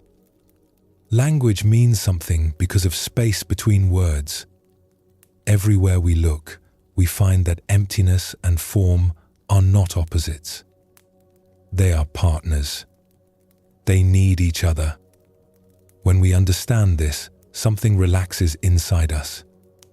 We stop trying to be so solid, so fixed, so permanently defined. We recognize that our own openness, our own capacity to change and grow and become something new, this is not a flaw. It is our greatest strength. We are not diminished by our emptiness. We are made possible by it. The Zen masters teach that we suffer when we try to make things solid that are naturally fluid. When we cling to identities, relationships, circumstances, trying to freeze them in place. But everything is already flowing, already changing, already empty of permanent separate existence. When we stop fighting this and start working with it, we discover a freedom we did not know was available. This does not mean nothing matters or that life is meaningless. It means the opposite. Because things are empty of fixed existence, they can be shaped. Because we are not solidly one thing forever, we can grow and change. Because nothing is permanent, each moment is precious. Emptiness is not the enemy of meaning. It is what makes meaning possible. Living with this understanding brings a lightness. We can hold our opinions more gently, knowing they are not absolute truth. We can play our roles in life without being trapped by them. We can engage fully with what is here while knowing it will change. This is the freedom that comes from understanding emptiness. Not freedom from life, but freedom within life. Notice the space around you right now, the air between you and the walls, the silence underneath any sounds. This space is not nothing. It is what allows everything to be. Rest in this spaciousness for a moment. Let us explore a story about someone whose craft taught him this truth through the most ordinary of objects, and how understanding emptiness transformed not just his work, but his entire way of seeing. In a village known for its craftsmen, there lived a carpenter named Masaru who made bowls and cups and containers of all kinds. He had learned his trade from his father and grandfather before him. He was skilled with wood, able to shape it into beautiful forms. His bowls were smooth and well balanced. His work sold well at the market. But Masaru was troubled by a question that would not leave him alone. He made bowls, yes. But what exactly was a bowl? When he looked at the finished object, what he saw was wood. Shaped wood, carefully formed wood, but still just wood. The wood was what he worked with, what he could touch and see and smell.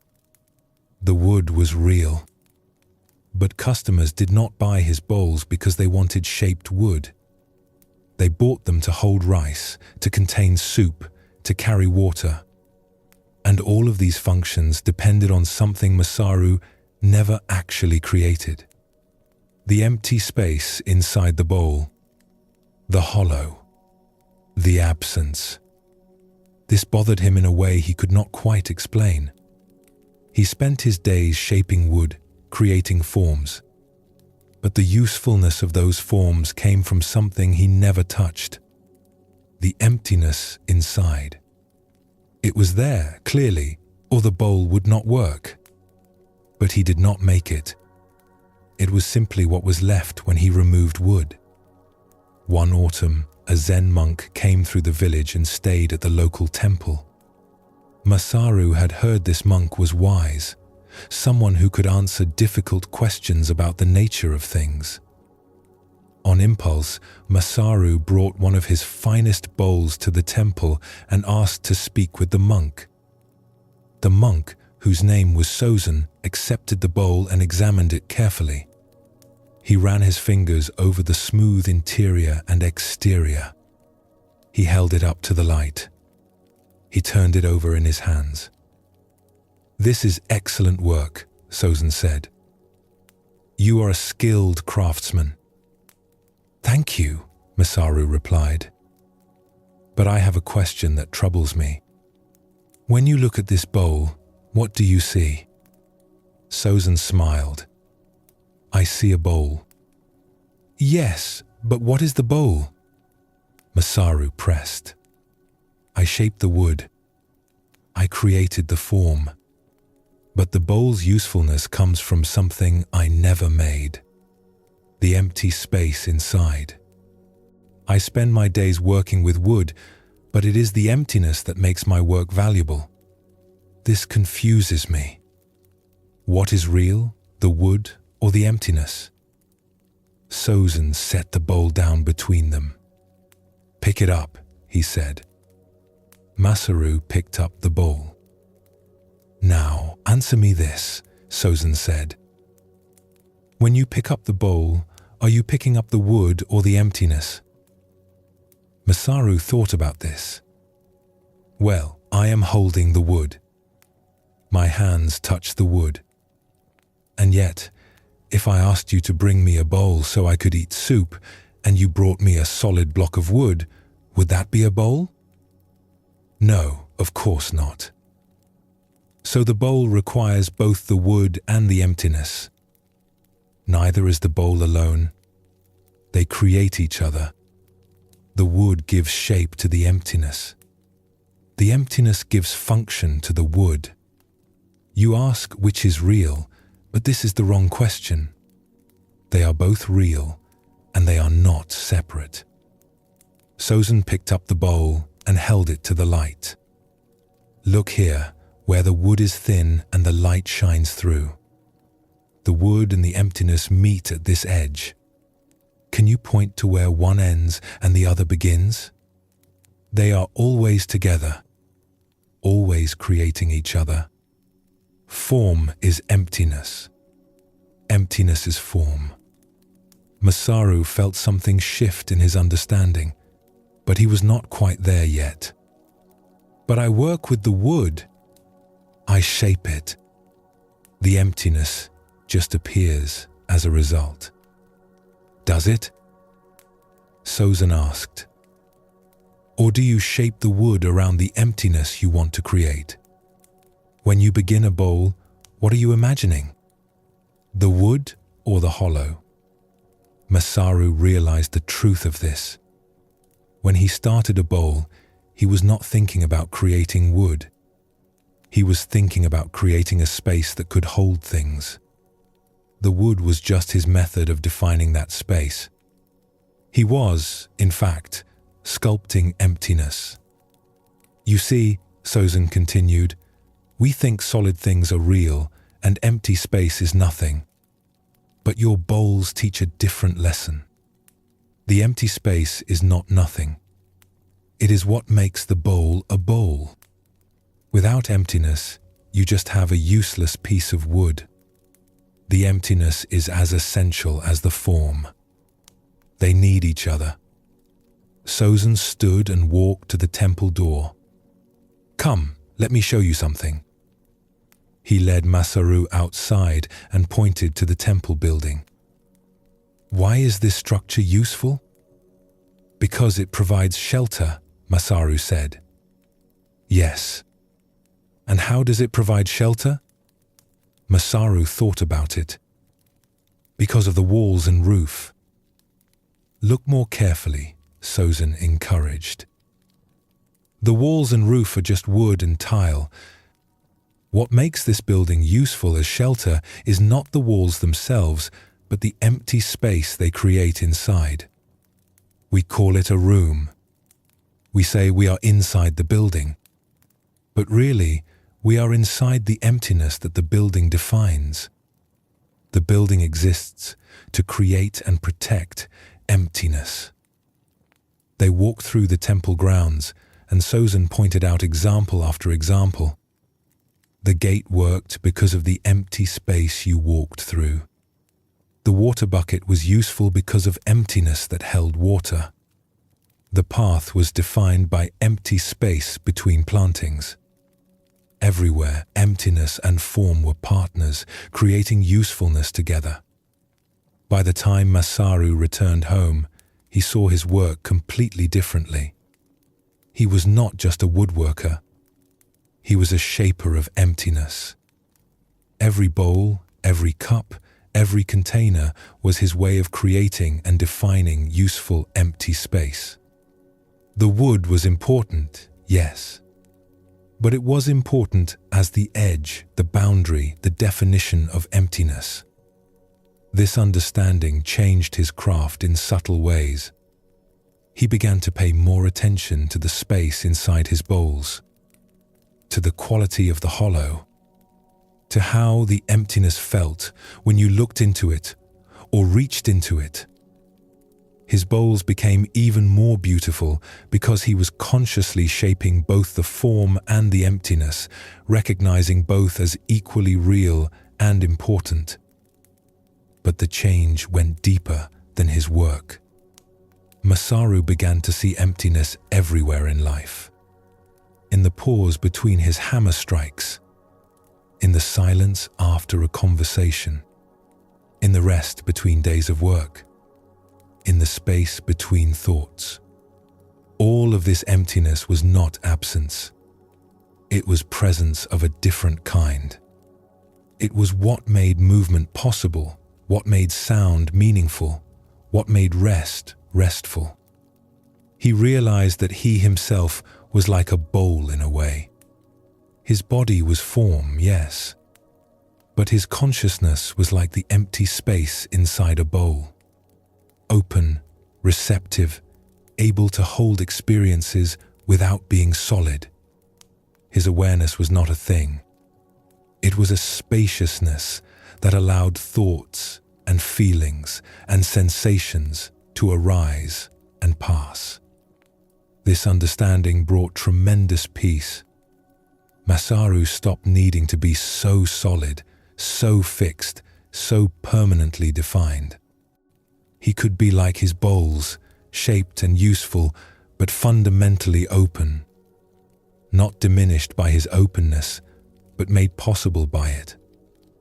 Years later, when students came to learn carpentry from him, Masaru would begin their training in an unusual way. Before teaching them how to shape wood, he would have them sit with an empty bowl and meditate on the space inside it. "You want to learn to make bowls," he would say. "But first you must learn to see emptiness. To recognize that space is not nothing. To understand that usefulness comes from openness.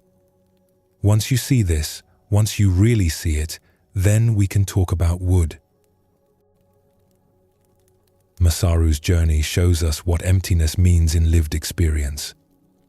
He struggled with a paradox that his thinking mind could not resolve. The bowl was clearly the wood, the solid material he worked with.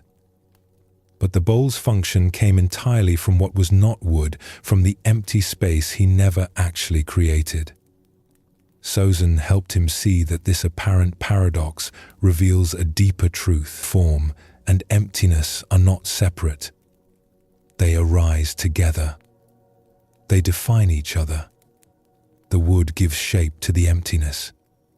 The emptiness gives purpose to the wood. Neither is more real than the other. Both are essential. When Masaru understood this, his whole relationship to his craft transformed. He was no longer just working with wood. He was shaping space itself, using wood as his tool for defining useful emptiness. This was not just a philosophical insight. It was practical wisdom that made his work more skillful and more satisfying. Take a breath now and feel the space inside your lungs expanding to receive air, then releasing it back into the world. Your body knows about emptiness and form, knows how they dance together with each breath. The emptiness inside allows the fullness to enter. The releasing creates space for receiving. But the teaching goes deeper than craft. When we recognize that emptiness is not nothing, that openness is not lack, everything shifts. We stop trying to fill every moment, every silence, every pause. We start to recognize that the spaces in our lives are not gaps to be filled, but essential parts of the rhythm. The rest between activities. The silence between words. The pause between thoughts. All of this emptiness is not absence, but presence of a different kind. The peace that comes from this understanding is subtle but profound. We can relax our grip on needing to be something solid and fixed. We can allow ourselves to be more open, more fluid, more receptive. Like the bowl that receives water precisely because it is empty, we can receive life more fully when we are not packed solid with fixed ideas about who we must be. Let your body settle a little deeper into rest. Feel how you are not solid all the way through. There is spaciousness in you. Room for breath to move, for thoughts to arise, for experiences to happen. This inner openness is not a flaw. It is what makes your life possible. Rest in this knowing for now. Notice any sounds around you, and notice especially the silence between sounds. The silence is not the absence of sound. It is what allows you to distinguish one sound from another. It is what gives rhythm and meaning to what you hear. Emptiness and form, dancing together. Let us explore another story that shows this truth from a different angle, through someone whose art depended on understanding that emptiness is not nothing, but rather the ground of all possibility. In a town famous for its textiles, there lived a cloth dyer named Naoko who created beautiful fabrics in rich, vibrant colors. She had learned the craft from her mother, mastering the complex techniques of natural dyes made from plants, minerals, and insects. Her colored cloths were sought after throughout the region for their depth and brilliance. But Naoko had become fixated on color itself. She spent her days mixing dyes, testing new combinations, trying to achieve ever more striking hues. She would look at her work and see only the colors she had added. Red from madder root, blue from indigo, yellow from turmeric. Each color was an achievement, a skill she had developed, a beauty she had created. One spring, a customer came to her workshop with an unusual request. She wanted cloth that was not dyed at all. Natural, undyed fabric. Naoko was puzzled. Why would anyone want plain cloth when they could have beautiful colors? The color is what makes fabric special, Naoko said. Undyed cloth is just nothing. It has no character. The customer smiled. Perhaps. But it also has all character. It is ready to become anything. Naoko dismissed this as poetic nonsense. But the conversation stayed with her. That evening, instead of working with her dyes, she sat with a piece of undyed fabric in her hands. It was creamy, white, simple, plain. She had always seen such fabric as a canvas waiting for her art, waiting to be made beautiful through color. But now she tried to see it as the customer had described it, as something complete in itself. At first, she could not. The cloth seemed dull, empty, lacking. But as she sat with it longer, something began to shift in her perception. The undyed fabric was not trying to be anything. It was not striving to catch the eye or make an impression. It simply was what it was. And in that simplicity, there was a kind of peace. More than that, Naoko began to realize that the undyed cloth held a special quality. Potential. Because it was not red or blue or yellow, it could become any of these. Because it had not been fixed into one identity, it remained open to all possibilities. The absence of color was not emptiness in the sense of lacking. It was emptiness in the sense of openness. A few days later, Naoko tried an experiment. She took 2 pieces of cloth. One she dyed a deep, rich red, using all her skill to create the most beautiful red she could achieve. The other she left undyed. She set them side by side in her workshop. Over the following weeks, she observed these 2 pieces with new attention. The red cloth was indeed beautiful, but it was also finished, complete. It could not become anything else without first having its redness removed. It was fixed in its identity. The undyed cloth remained open. At any moment, it could receive any color. It could become part of any project. It could be cut and shaped and used in countless ways without first needing to be changed. Its plainness was actually a form of flexibility.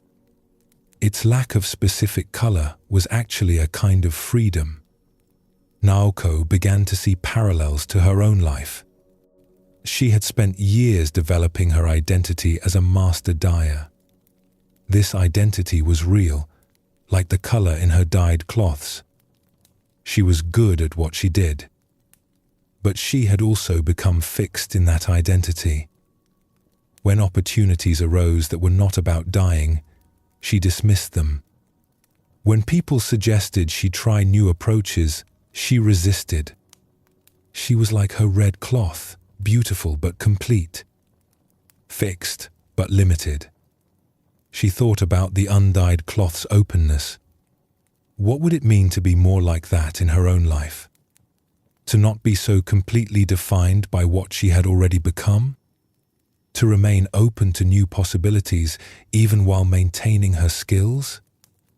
Naoko started experimenting in her workshop.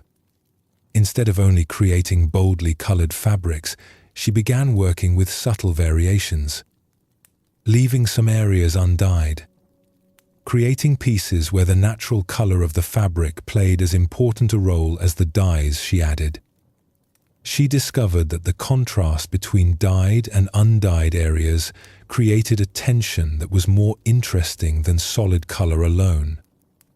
Some of her regular customers were puzzled by this new direction. They came to her for brilliant colors, not for fabric with empty spaces.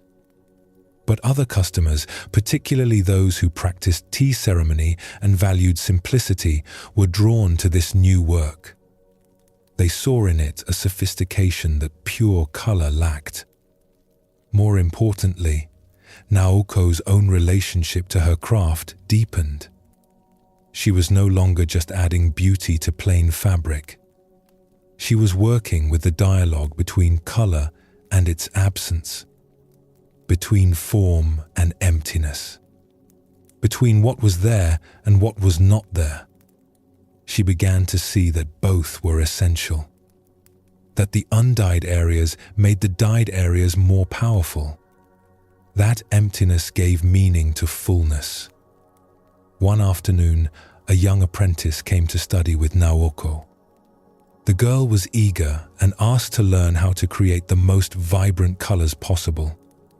Naoko agreed to teach her. But first, she gave the girl an assignment that seemed strange. "Take this undyed cloth," Naoko said. "For 1 month, I want you to work with it every day. But you are not to dye it. Just study it. Notice its qualities. Sit with its plainness. See what it teaches you." The apprentice was disappointed. She wanted to make beautiful colors, not stare at blank cloth. But she respected her teacher and did as asked. At the end of the month, the girl returned. "I do not understand this assignment," she admitted. "The cloth is still plain. I have learned nothing." "What did you observe?" Naoko asked. "It is white.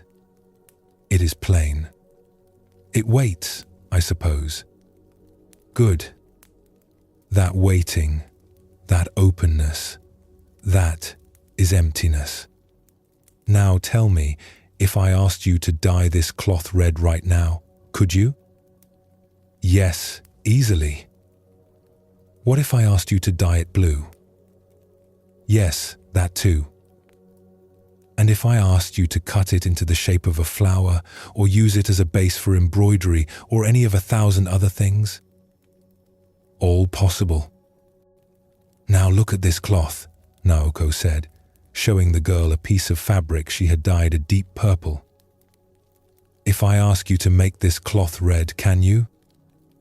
"Not without first removing the purple." "And if I wanted to use it for a purpose that needed white cloth?" "It would not work." "You see? The purple cloth is beautiful, yes, but it is also limited, fixed. The undyed cloth appears empty, appears to be nothing special, but that emptiness is actually fullness of potential. Because it is not fixed as one thing, it can become anything. This is the teaching of emptiness. Not that undyed cloth is better than dyed cloth, but that openness and fixedness, emptiness and form, both have their place. Both are valuable. We need them both." The apprentice began to understand. Over her years of training, she learned not just to create color, but to appreciate its absence, to value the spaces she left undyed as much as the areas she colored, to see that the most sophisticated work came from understanding the dance between emptiness and form. Years later, Naoko's workshop became known for a distinctive style that other dyers tried to imitate. Fabrics where undyed and dyed areas created patterns of great subtlety and power, where the plainness and the color enhanced each other, where emptiness and fullness were recognized as partners rather than opposites.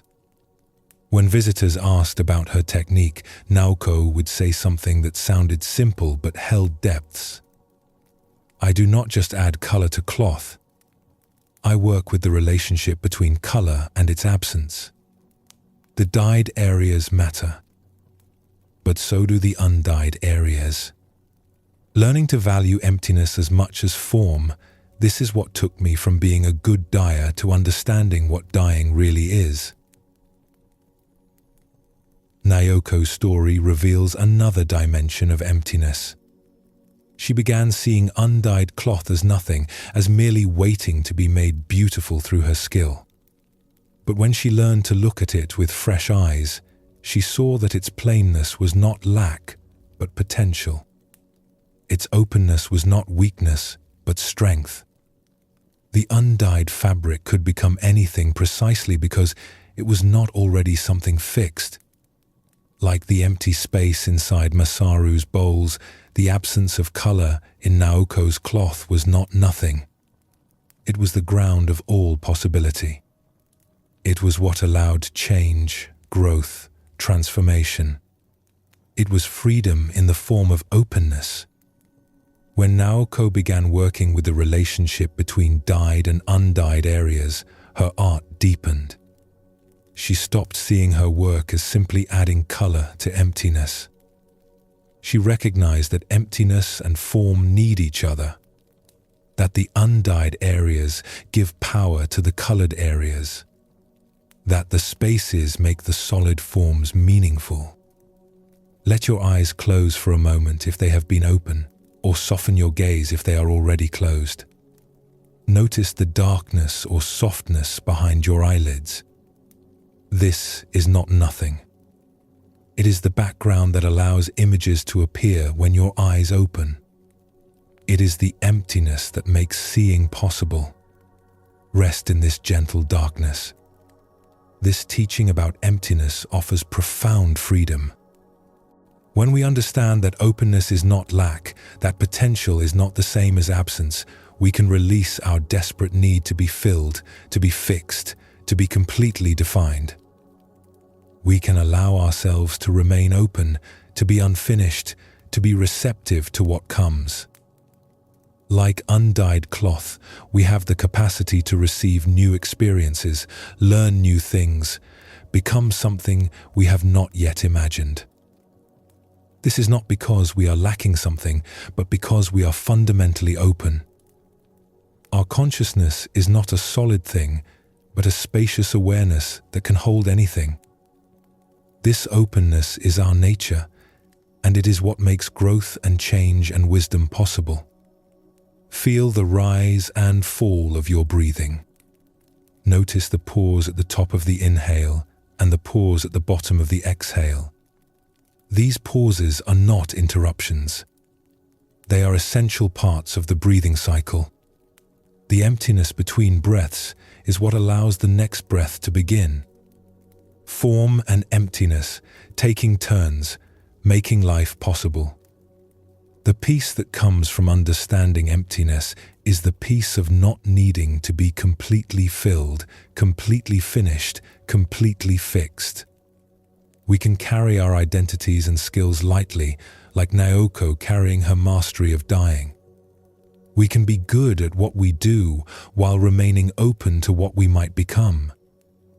We can hold our lives with the same appreciation we might hold undyed cloth, valuing what is here while also valuing the openness that allows new possibilities to arise. This is the wisdom of emptiness. Not that nothing matters, but that openness matters as much as form.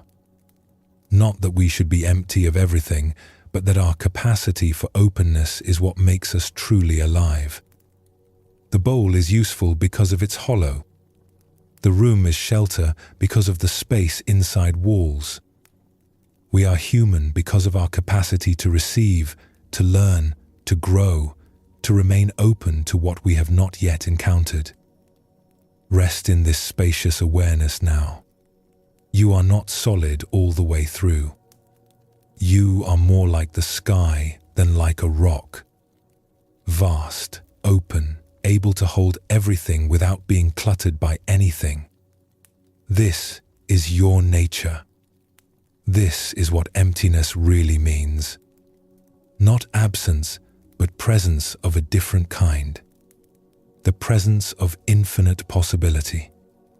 The openness that allows life to flow through you moment by moment, always fresh, always new, always exactly what this moment asks for. Let this understanding settle into your bones. You do not need to be so tightly defined, so completely fixed in one identity. You can be skilled and accomplished while also remaining open and receptive. You can be fully yourself while also being spacious enough to change and grow. This is what the Buddha meant by emptiness. This is the freedom that comes from recognizing that openness is not lack, but the very ground of being itself. One of the most hopeful teachings in all of Buddhism is the teaching of Buddha nature. This means that every being already possesses the seed of awakening within them, not as something we must earn or achieve, but as something we already are. Underneath all our confusion, beneath all our mistakes and struggles, there is a fundamental goodness, a basic wisdom, a natural capacity for peace and clarity. The Buddha taught this after his own awakening. He looked at all beings and saw that they all share this same potential for wisdom. Not just special people, not just monks or saints or those who have trained for years. Everyone. The most troubled person and the most peaceful person both carry Buddha nature. The difference is only whether they have recognized it or not. This teaching is radically different from the idea that we are broken and need to be fixed, that we are sinful and need to be saved, that we are lacking and need to become complete. Buddha nature says we are already complete, already whole, already carrying within us everything we need for peace and awakening. We simply need to recognize what has always been true. Think of it like the sun on a cloudy day. The clouds cover the sun and we cannot see its light. But the sun is still there, still shining, still bright. The clouds are temporary. They come and go. But the sun remains. Our confusion, our pain, our struggles are like clouds, temporary coverings over the light that is always present. Buddha nature is the sun that never stops shining, even when we cannot see it. This understanding brings tremendous relief. It means we do not have to become someone different to find peace. We do not have to achieve perfection before we can rest. We can recognize that underneath all our human difficulties, there is something pure and undamaged. Something that has never been broken, even when we feel most broken. The Zen masters teach that recognizing Buddha nature is not about gaining something new. It is about seeing clearly what has always been present, like finding a jewel you had been carrying in your pocket all along. You were never without it. You simply did not know it was there. When we see Buddha nature in ourselves, we naturally begin to see it in others as well. That difficult person who frustrates us also carries this light even if it is deeply buried. That person who has made terrible mistakes still has this fundamental goodness at their core. This does not excuse harm or mean we ignore consequences. But it means we can hold others with more compassion, recognizing that their Buddha nature is just as real as ours, even when it is hidden by layers of pain and confusion. Living with this understanding changes everything. We treat ourselves with more gentleness when we remember we are not fundamentally flawed. We meet others with more patience when we remember they carry the same light we do. We trust that healing and growth are possible because Buddha nature is always present, always waiting to be recognized, no matter how lost someone might appear to be. Let us explore a story about someone whose work brought him face to face with this teaching in the most unlikely of places, where society says there is no goodness left to find. In a time when prisons were harsh and hopeless places, there lived a guard named Izao, who worked in a fortress that held criminals sentenced to long terms. He had taken this work because he needed employment, not because he cared about prisoners. His job was simple: keep them contained, prevent escape, maintain order. The prisoners were dangerous people who had harmed others. Thieves, violent men, those who had broken society's laws. Izao viewed them as fundamentally different from himself. Bad people who deserved their punishment. For his first year of work, Izao maintained this view easily. He kept distance from the prisoners, spoke to them only when necessary, saw them as a category rather than as individuals. Criminal, prisoner, other. These labels kept everything simple. But one prisoner began to complicate this simple view. An old man named Saburo, who had been imprisoned for 20 years already and would likely die behind these walls. Saburo was quiet and caused no trouble.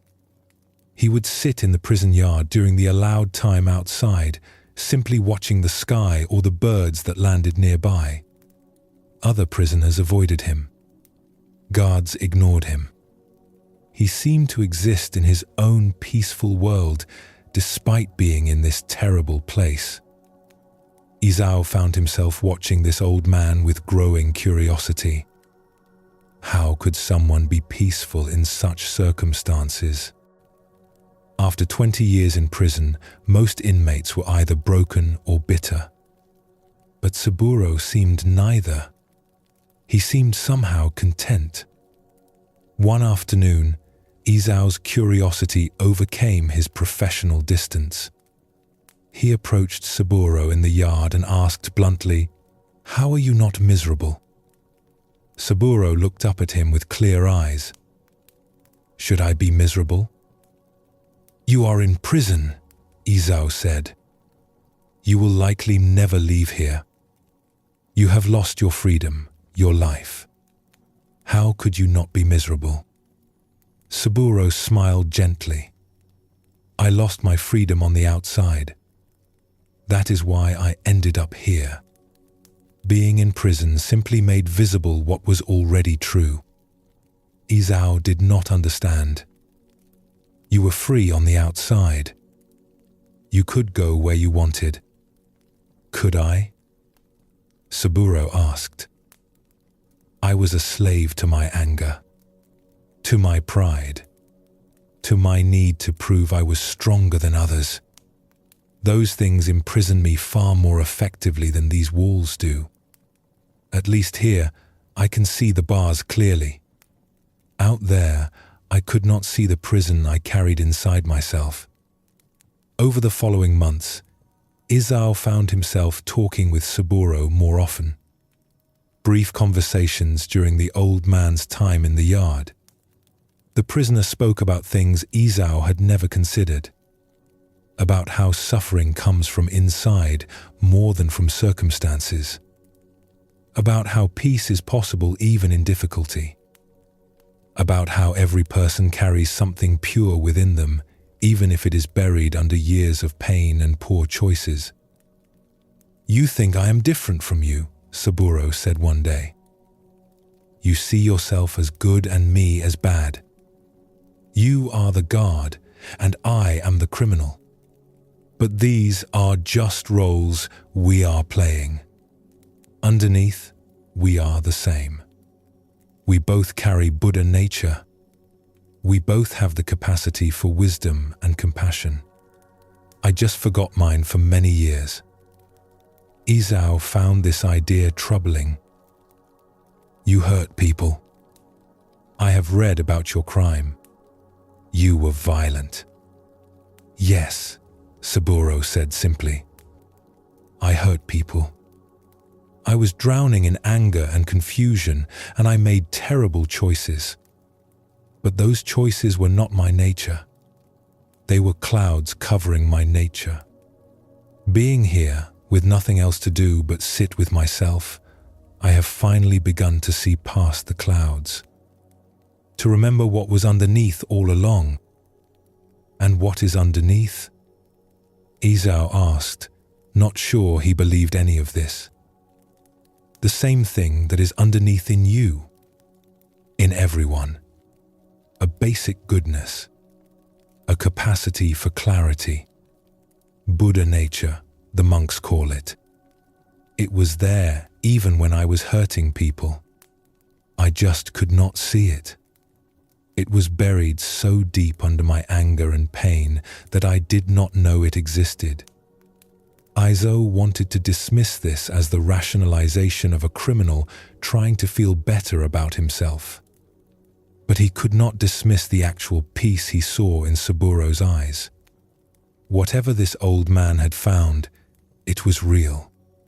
It had changed him genuinely. This conversation planted a seed in Isao that grew over time.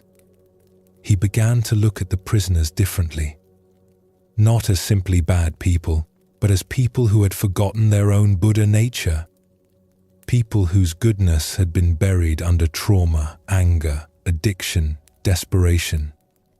They had done harmful things, yes. But were they fundamentally harmful beings?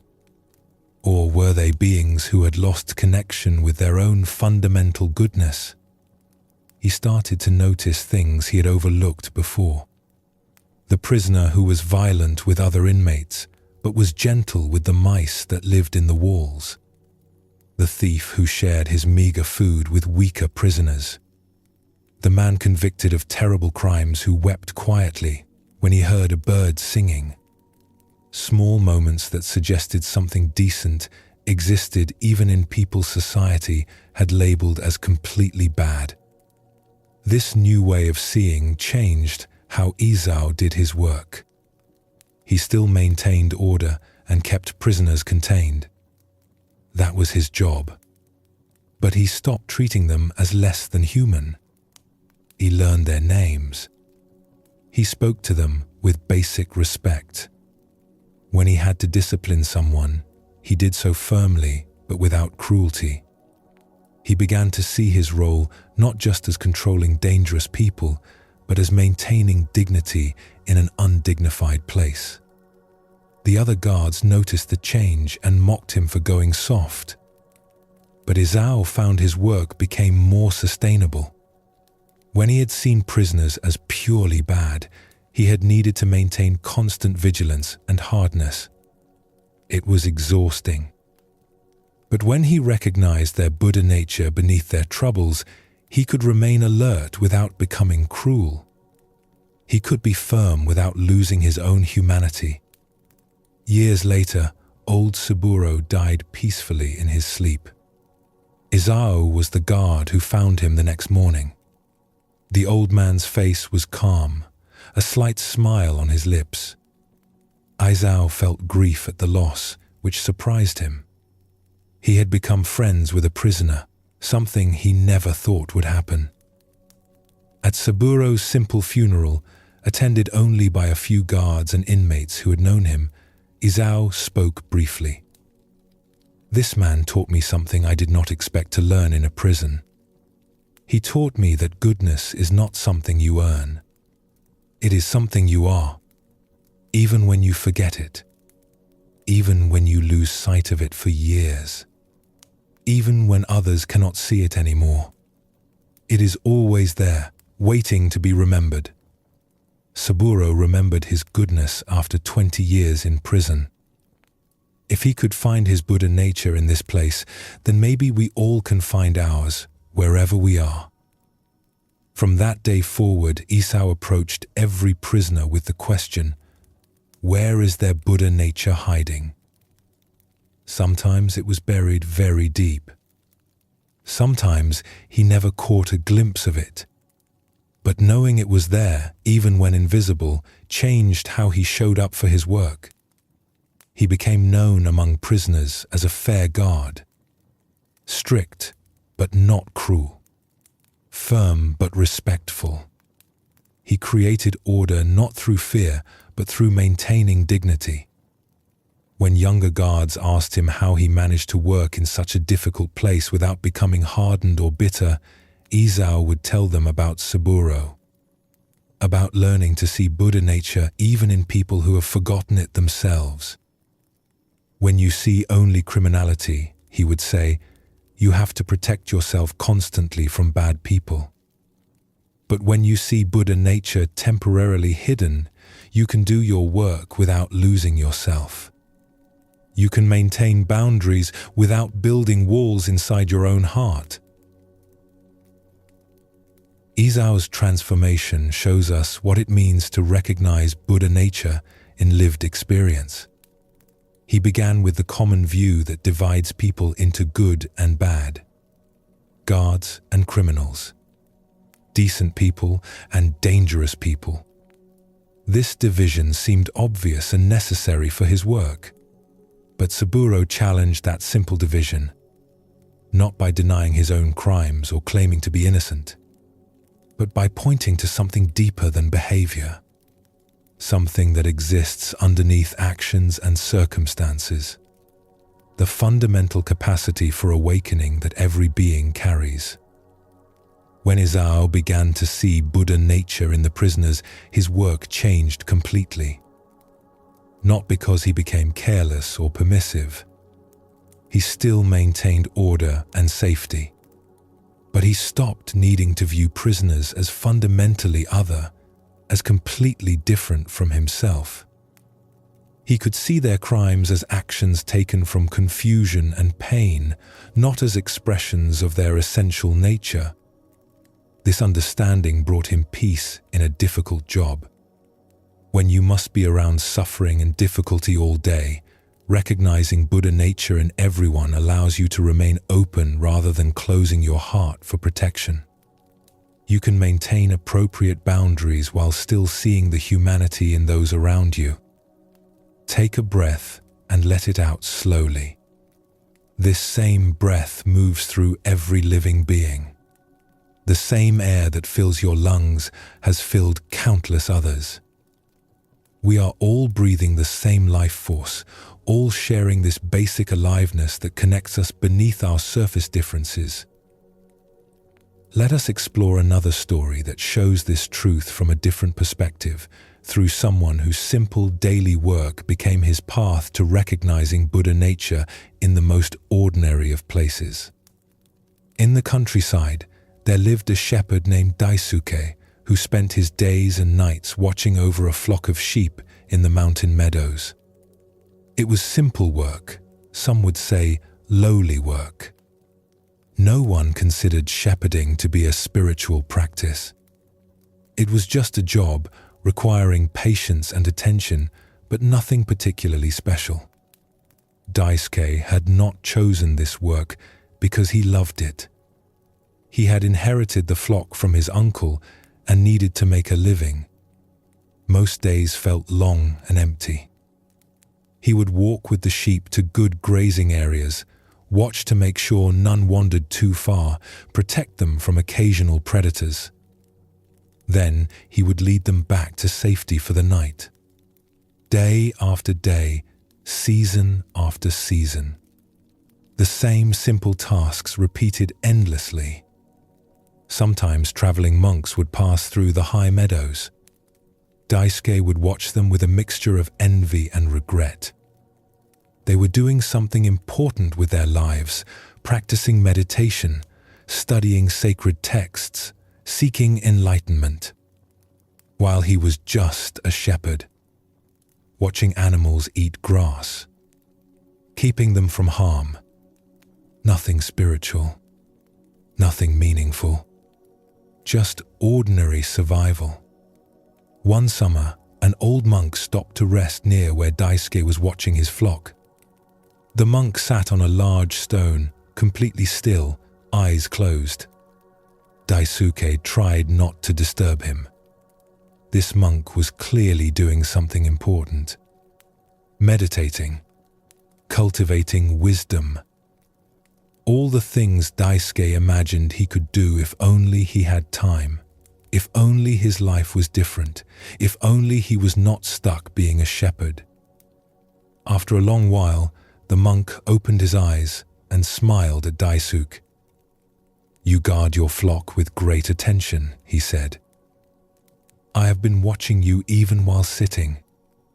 You never let your awareness wander far from the sheep." "It is my job," Daisuke said simply. "Tell me about your work," the monk said. "What do you do all day?" Daisuke shrugged. "Nothing special.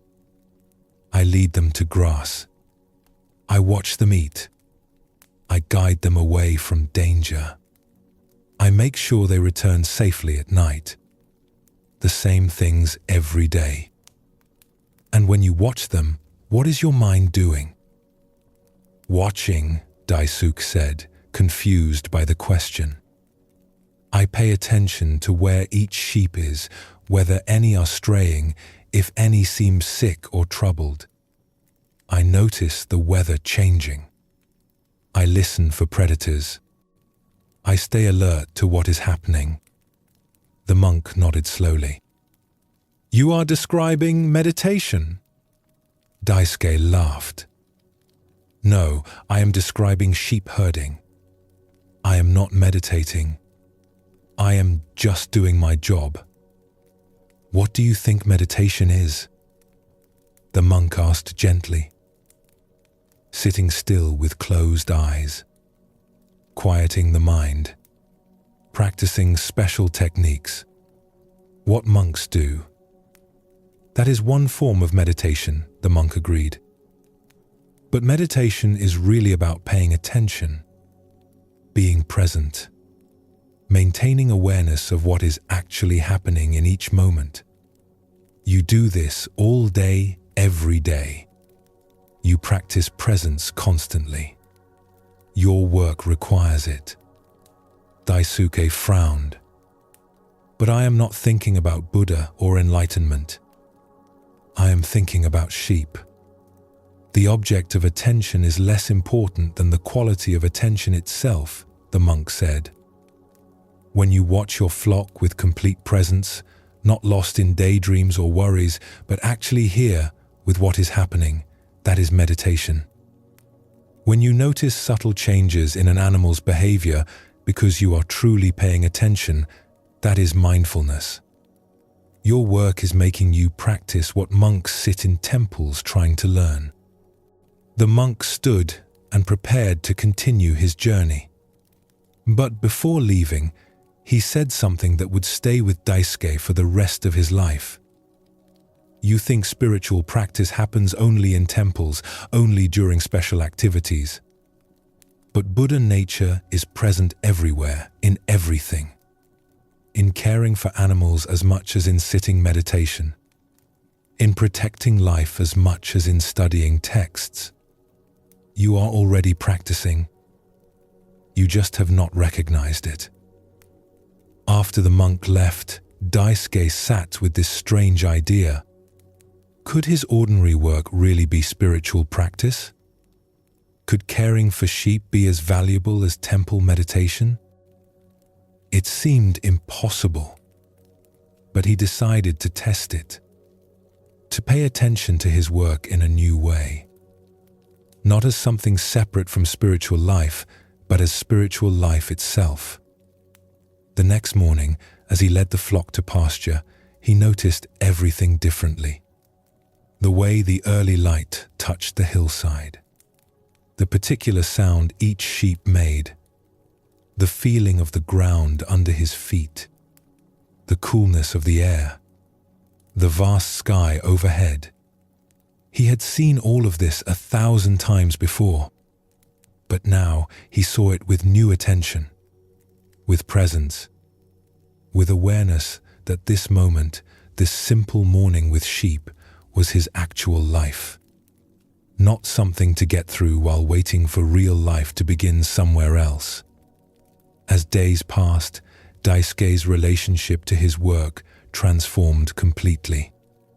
He was still doing the same tasks, leading the flock, watching them graze, keeping them safe. But now he did these things with the awareness that this was his practice. This was his opportunity to cultivate presence and compassion, to care for beings who depended on him, to protect life, to be fully here for what needed his attention. He began to see Buddha nature in the sheep themselves. They were not just animals, not just resources. They were living beings with their own awareness, their own experience of life. When a lamb was born, he witnessed the miracle of new life. When an old sheep died peacefully, he recognized the natural cycle of existence. When the flock moved together in their mysterious, unified way, he saw the interdependence of all beings. Most importantly, he recognized Buddha nature in himself, not as something he would gain by becoming a monk or studying sacred texts, but as something present right now in his careful attention to his work, in his compassion for the animals in his care, in the peace he felt when he was fully present for whatever this moment required. Years passed, and Daisuke became known in the region not just as a skilled shepherd, but as someone who carried unusual peace and wisdom. People would sometimes seek him out to ask about spiritual matters. They expected him to tell them to leave their ordinary lives and seek something special. But his advice was always the same. Find the Buddha nature in what you are already doing. If you cook, cook with complete presence. If you build, build with full attention. If you care for children, care for them with wholehearted awareness. Buddha nature is not hiding in temples or mountains or sacred texts, though it is there too. It is right here in your ordinary life, waiting for you to recognize it. When young people would tell him they wanted to find enlightenment, he would smile and say, "Enlightenment is not somewhere else. It is here. Not in some future after years of special practice. Here, in this moment, in whatever you are actually doing. I found mine in watching sheep eat grass. Where else would I find it? That was my life. That was where Buddha nature was waiting to be recognized." Daisuke's story reveals another dimension of Buddha nature. He spent years believing that spiritual awakening was something special, something separate from his ordinary work. He thought he would need to become someone different, do something important, go somewhere sacred to find enlightenment. But the old monk helped him see that Buddha nature was already present in his daily life, in the attention he brought to his work, in the care he showed to the animals, in the presence he maintained hour after hour, day after day.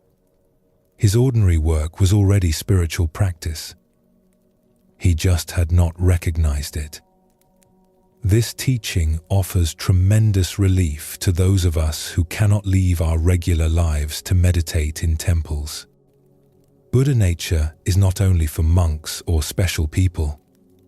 It is present in every moment, every activity, every life. A mother caring for children is practicing Buddha nature. A builder constructing a home with care is expressing Buddha nature. Anyone doing anything with full presence and compassionate attention is touching their fundamental wisdom. The peace that comes from this understanding is profound. We can stop waiting for our real spiritual life to begin someday when circumstances are different. We can recognize that our life right now, exactly as it is where Buddha nature lives, where wisdom waits to be recognized, where awakening is already present, simply asking us to see it. This is what the Buddha meant when he taught that all beings possess Buddha nature. Not that we will gain it later through special effort, but that we already have it now, in this moment, in this very ordinary life we are living. The question is not how to get Buddha nature. The question is only how to recognize what has always been true. Rest in this knowing. You are not fundamentally broken or lacking. You carry within you the same light that the Buddha discovered in himself. The same wisdom. The same capacity for peace and clarity. It has been there your entire life. It is there right now, present in your awareness of these words, present in your breathing, present in your being alive in this moment. This is Buddha nature, not something far away or hard to find, but something as close as your own awareness, something you have never been without, even when you could not see it. Simply here, simply true. Simply waiting to be recognized as what you have always been. We have walked together through ancient wisdom tonight, through teachings about flowing with life instead of fighting it, about seeing with fresh eyes, about finding balance in our effort, about recognizing how deeply we are connected to everything, about understanding that emptiness is not lack, but possibility, about remembering the fundamental goodness that lives in every being. You do not need to hold on to any of this tightly. You do not need to remember specific stories or particular lessons. These teachings work in you naturally, like seeds planted in fertile ground. They will grow in their own time, in their own way, without any effort on your part. The wisdom we have explored tonight has been guiding hearts toward peace for thousands of years, not because it is complicated or difficult, but because it is simple and true. These are observations about how life actually works, how suffering arises and how it can dissolve, how peace is found not by achieving something, but by recognizing what has always been here. As you rest now, let everything settle. Let your body sink deeper into whatever supports it. Let your breath find its own rhythm. Let your mind release its grip on waking thoughts. You have received something precious tonight. Not new information to carry, but a remembering of what you already knew deep down. The path continues tomorrow and all the days after. Not through striving, but through gentle awareness. Not through becoming someone different, but through recognizing who you have always been. Life itself will keep teaching you, moment by moment, if you remain open to its lessons. May you sleep deeply. May you wake with peace. May you walk through your days with the quiet knowing that wisdom is always available, always present, always waiting to be recognized in the simple reality of this moment. Sleep well, and thank you for joining us here at Sleepy Monk.